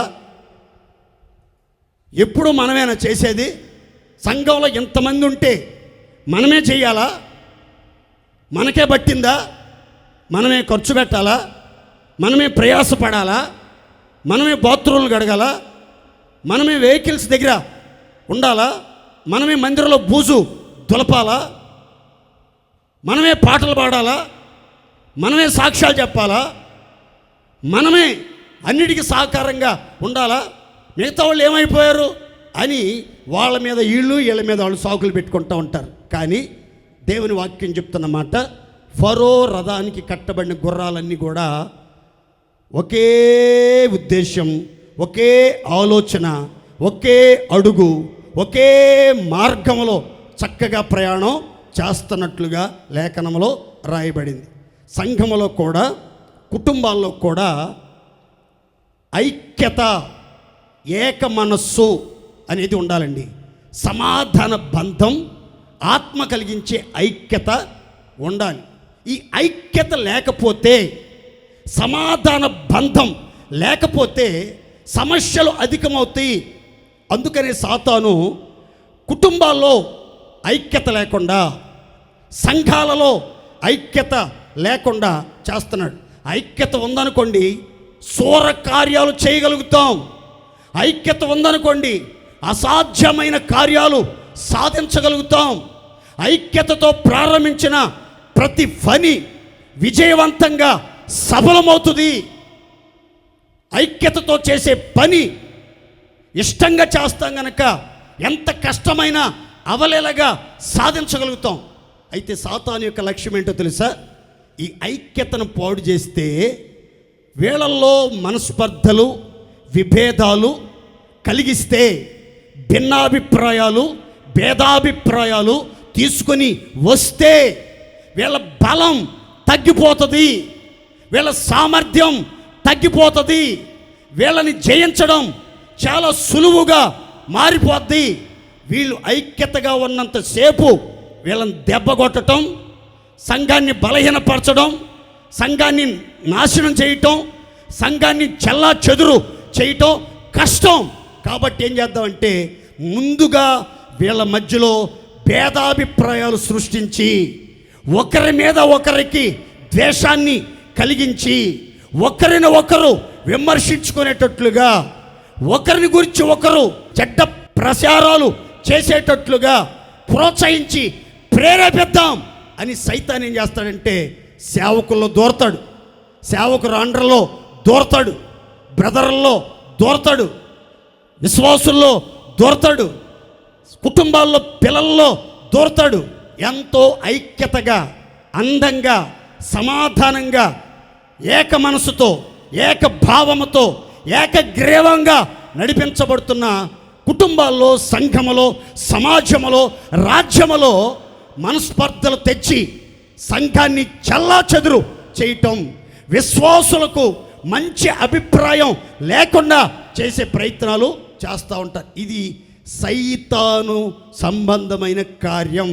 అయితే ఫరో రథానికి ఉన్నటువంటి గుర్రాలన్నీ కూడా, ఎన్ని గుర్రాలు, 2 గుర్రాలు కట్టినా 2 ఒకేసారి బయలుదేరుతాయి, ఒకేసారి ముందుకి సాగుతాయి, ఒకేసారి ఆగుతాయి, ఒకేసారి వేగంగా పరిగెత్తుతాయి. అన్ని విషయాలలో ఆ యూనిటీ మెయింటైన్ చేస్తాయి. ద పవర్ ఆఫ్ యూనిటీ అనేది ఈ గుర్రాల్లో చాలా స్పష్టంగా మనం గమనిస్తాం. నమ్మకమైన గుర్రాలు, ఐక్యత కలిగిన గుర్రాలు, సమాధాన బంధములో బంధించబడినటువంటి గుర్రాలుగా మనం ఈ గుర్రాలని గమనిస్తాం. ఐక్యత అనేది ఎంత అసాధారణమైనటువంటి కార్యాలను సాధ్యం చేస్తుందో ఒక చిన్న మాట కొంచెం డిఫరెంట్గా చదువుకుందాం. చూడండి, లేవియాకాండం 26వ అధ్యాయం 8వ వాక్యం. ఇది పాజిటివ్. ద్వితీయోపదేశకాండం 32:30 నెగిటివ్. ఈ 2 వాక్యాలు చదువుకున్న తర్వాత మీకు వివరంగా చెప్తాను. మీలో 5 100 మందిని తరుముదురు, 100 మంది 10,000 మందిని తరుముదురు, మీ శత్రువులు మీ ఎదుట ఖడ్గము చేత కూలుదురు. 32:30 ద్వితీయోపదేశకాండం. ఒక్కడు ఎట్లు 1000 మందిని తరుమును, 2 ఎట్లు 10,000 మందిని పారద్రోలుదురు. మరల చదువుతున్నా చూడండి. ఒక్కడు ఎట్లు 1000 మందిని తరుమును, 2 ఎట్లు 10,000 మందిని పారద్రోలుదురు.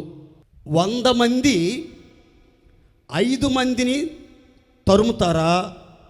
5 మంది 100 మందిని తరుముతారా? జనరల్ సంగతి చెప్పండి, సాధారణంగా జరిగే సంగతి చెప్పండి. 100 మంది 5గురిని తరమటం సులువుగా ఉంటుందా? 5గురు 100 మందిని తరమటం సులువుగా ఉంటుందా?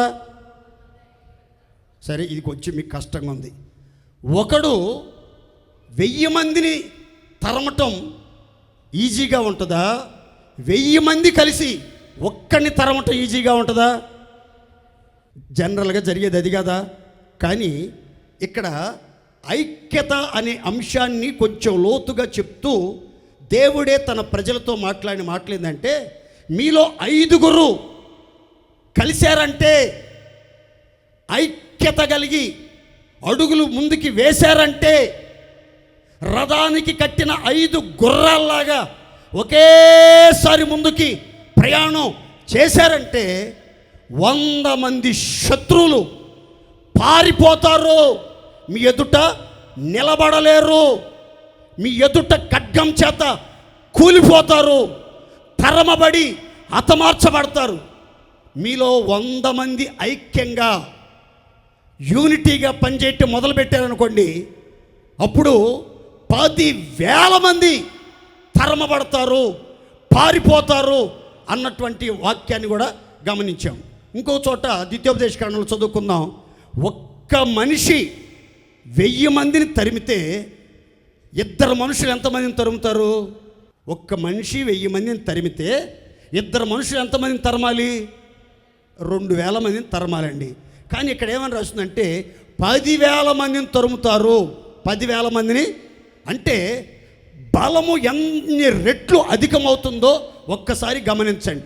ఐక్యతలో ఉన్నటువంటి బలం ఎంత అమోఘమైనదో, ఎంత విస్తారమైనదో, ఎంత శక్తివంతమైందో ఒక్కసారి మీరు గమనించాలి. మీ జీవితంలో ఇంట్లో 5గురు ఉంటే, 5గురు ఐక్యంగా ఉన్నారనుకోండి, 100 మందికి మీరు సమాధానం చెప్పగలరు. 100 మందిని ఎదిరించి పోరాడి జయం పొందగలరు. 100 మంది కుటుంబం అనుకోండి, 1000 మందిని ఎదిరించి పోరాడి సమాధానం చెప్పగలరు. 5గురిలో ఐక్యత లేదనుకోండి, 5గురిలో సమాధానం లేదనుకోండి, 5గురు భిన్నాభిప్రాయాలతో, భేదాభిప్రాయాలతో ఎవరి ఇష్టం వచ్చినట్లుగా వారు ప్రవర్తిస్తున్నారు అనుకోండి, శత్రువు ఎదుట కూలిపోతాం, శత్రువు చేతికి అప్పగించబడతాం, శత్రువు ఎదుట నుంచి పారిపోయే దుర్గతి పడుతుంది అని పరిశుద్ధ గ్రంథం చెప్తుంది. కాబట్టి నా ప్రియమైన దేవుని బిడ్డలారా, సైన్యములో యుద్ధ భూమిలో జయం పొందాలంటే ప్రతిభ కాదు కావలసింది, అనుభవం కాదు కావలసింది, సైనిక సామర్థ్యం కాదు కావలసింది, పరిచయమైన మనుషులు కాదు కావలసింది, ఆయుధ సామాగ్రి కాదు కావలసింది. ఏం కావాలి మరి అనంటే మనకి సంఘములో ఐక్యత కావాలి. 1 మ్యాన్ ఆర్మీ.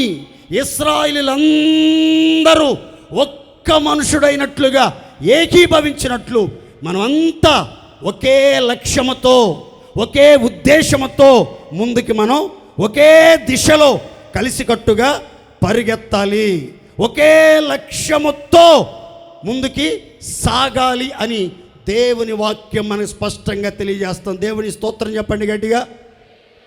ఎందుకు కుటుంబాల్లో ఆశీర్వాదం ఉండట్లేదు? ఎందుకు సంఘాల్లో ఆశీర్వాదం ఉండట్లేదు?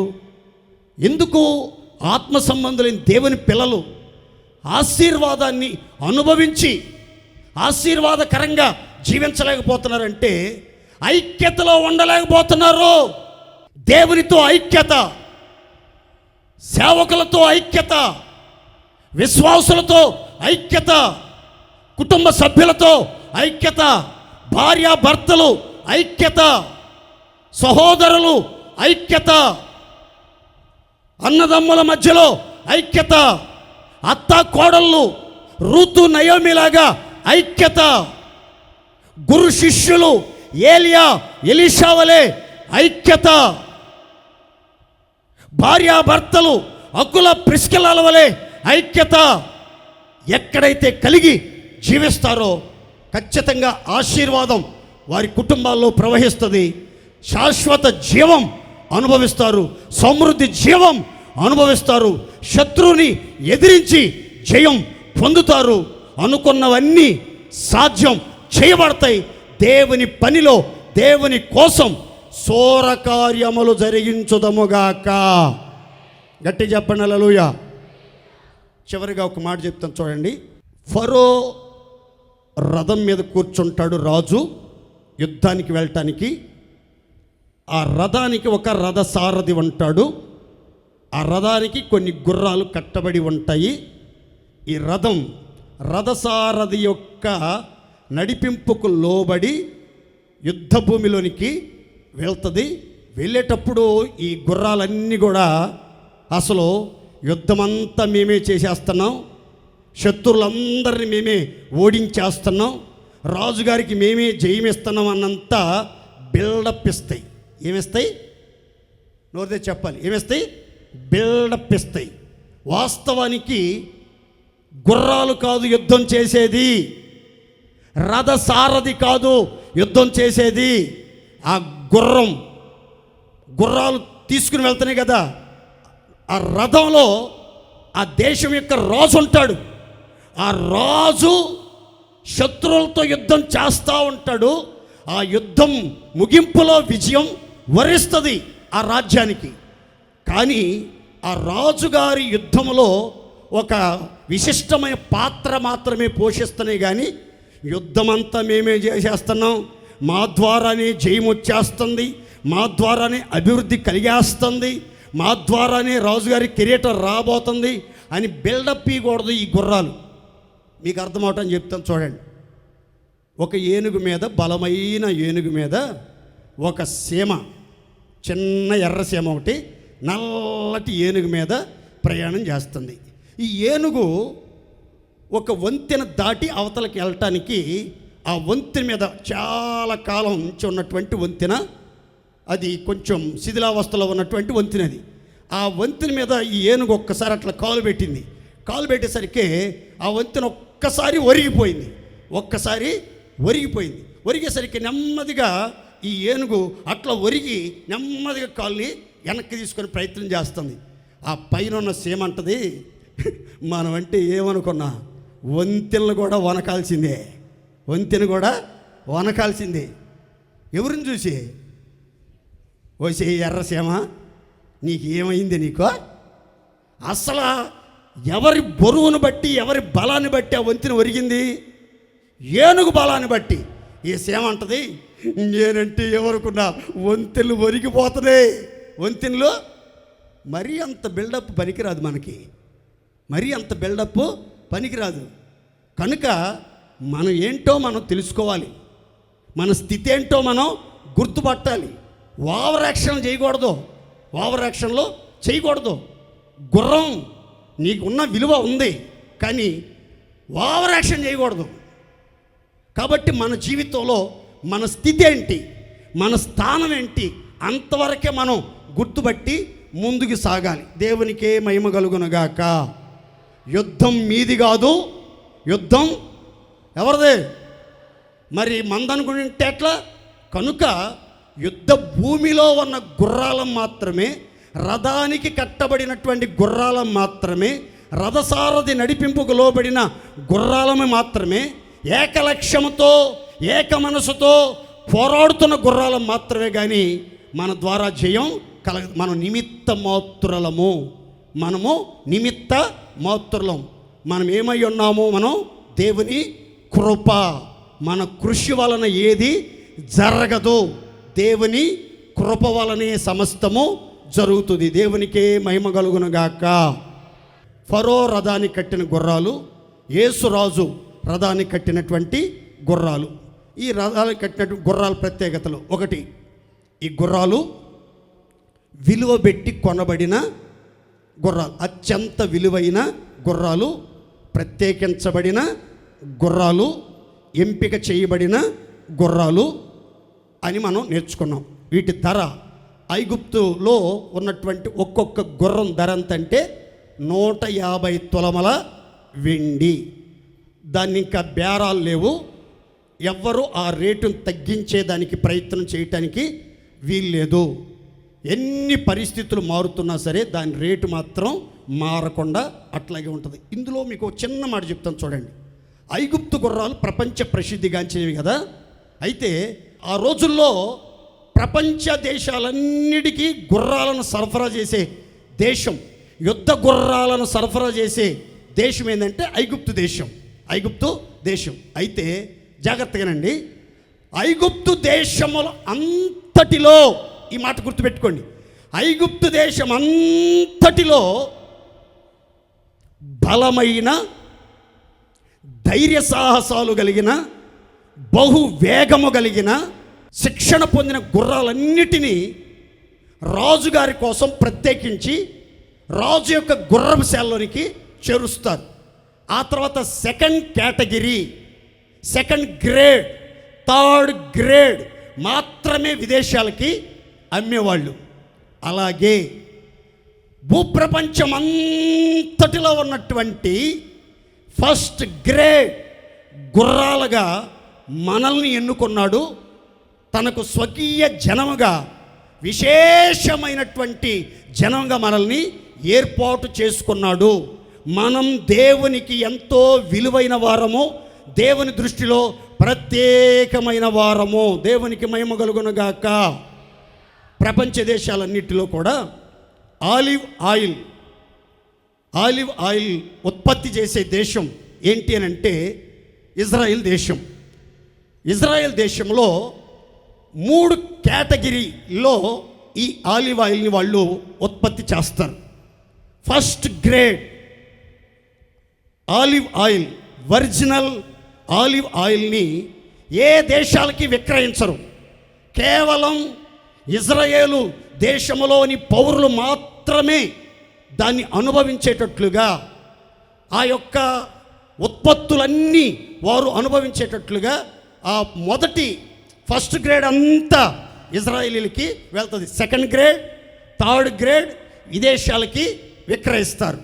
అలాగే ఇప్పుడు ప్రస్తుతం ప్రపంచ దేశాలకి యుద్ధ విమానాలని, యుద్ధ నౌకలను, యుద్ధ ఆయుధాలను, లేటెస్ట్గా ఐరన్ డోమ్ ఇలాంటి అత్యుత్తమమైనటువంటి పరికరాలను సిద్ధపరిచే ఆ దేశముగా ప్రసిద్ధి చెందిన దేశం ఇజ్రాయేలు దేశం.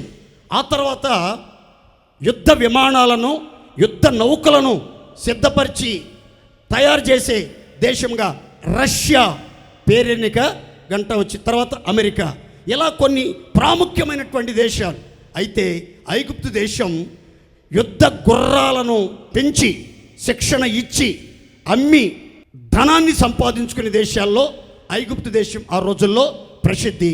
మన జీవితంలో కూడా మనం ఆ ఐగుప్తు రాజైన ఫరో రథాన్ని కట్టిన గుర్రాలు ఎంత విలువైనవో, ఎంత ఖరీదైనవో, ఎంత ప్రత్యేకమైనవో, ఎలా ఏర్పాటు చేయబడ్డాయో మనం కూడా ఏర్పరచబడిన ప్రజలముగా, పరిశుద్ధమైన ప్రజలంగా, రాజవంశస్థులుగా మనం జీవించాలి. 2, ఆ ఫరో రథాన్ని కట్టిన గుర్రాలన్నీ కూడా బలమైన గుర్రాలు, బలాన్ని బట్టి సంతోషించే గుర్రాలు.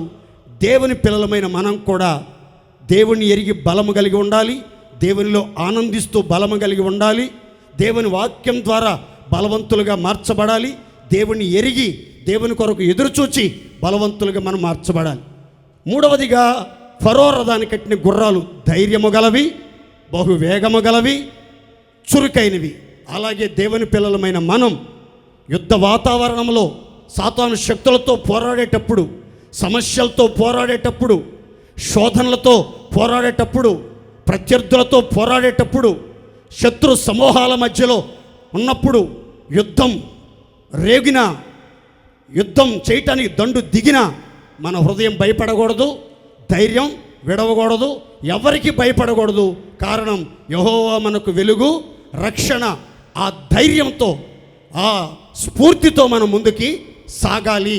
మనం టెక్కెమలెత్తిన సైన్యంలాగా భయం పుట్టించేవారిలాగా ఉండాలి, కానీ భయపడి వెనుదిరిగే వారిలాగా ఉండకూడదు. ఆహా ఆహా అని కాలు దువ్వి విజయానందంతో ముందుకి సాగాలి, కానీ అయ్యో అయ్యో అని యుద్ధ భూమిలో వెనుదిరిగి పారిపోయే వారముగా ఉండకూడదు. చివరిగా ఫరో రథాన్ని కట్టిన గుర్రాలన్నీ కూడా ఒకే లక్ష్యముతో, ఒకే మనసుతో, ఏక మనసు కలిగి ఏకగ్రీవముగా ముందుకి సాగుతున్నాయి. అలా మనం సమాధాన బంధం, ఆత్మ కలిగించే ఐక్యత కలిగి ఉండాలి. ఐక్యతకు భిన్నంగా క్రియ చేసే సాతాను తంత్రాలను గుర్తించి ఆ చిన్న చిన్న సమస్యలను, భిన్నాభిప్రాయాలు, భేదాభిప్రాయాలు, మనస్పర్ధలు కలిగించే సాతాను తంత్రాలను తొలగించుకుని ఐక్యతతో అడుగులు వేద్దాం, ఆశీర్వాదకరంగా జీవిద్దాం. అట్టి కృప దేవుడు మనకు అనుగ్రహించి దేవుని విజయ సాధనలో మనలను పాలిభాగస్తులుగా దేవుడు చెయ్యునుగాక.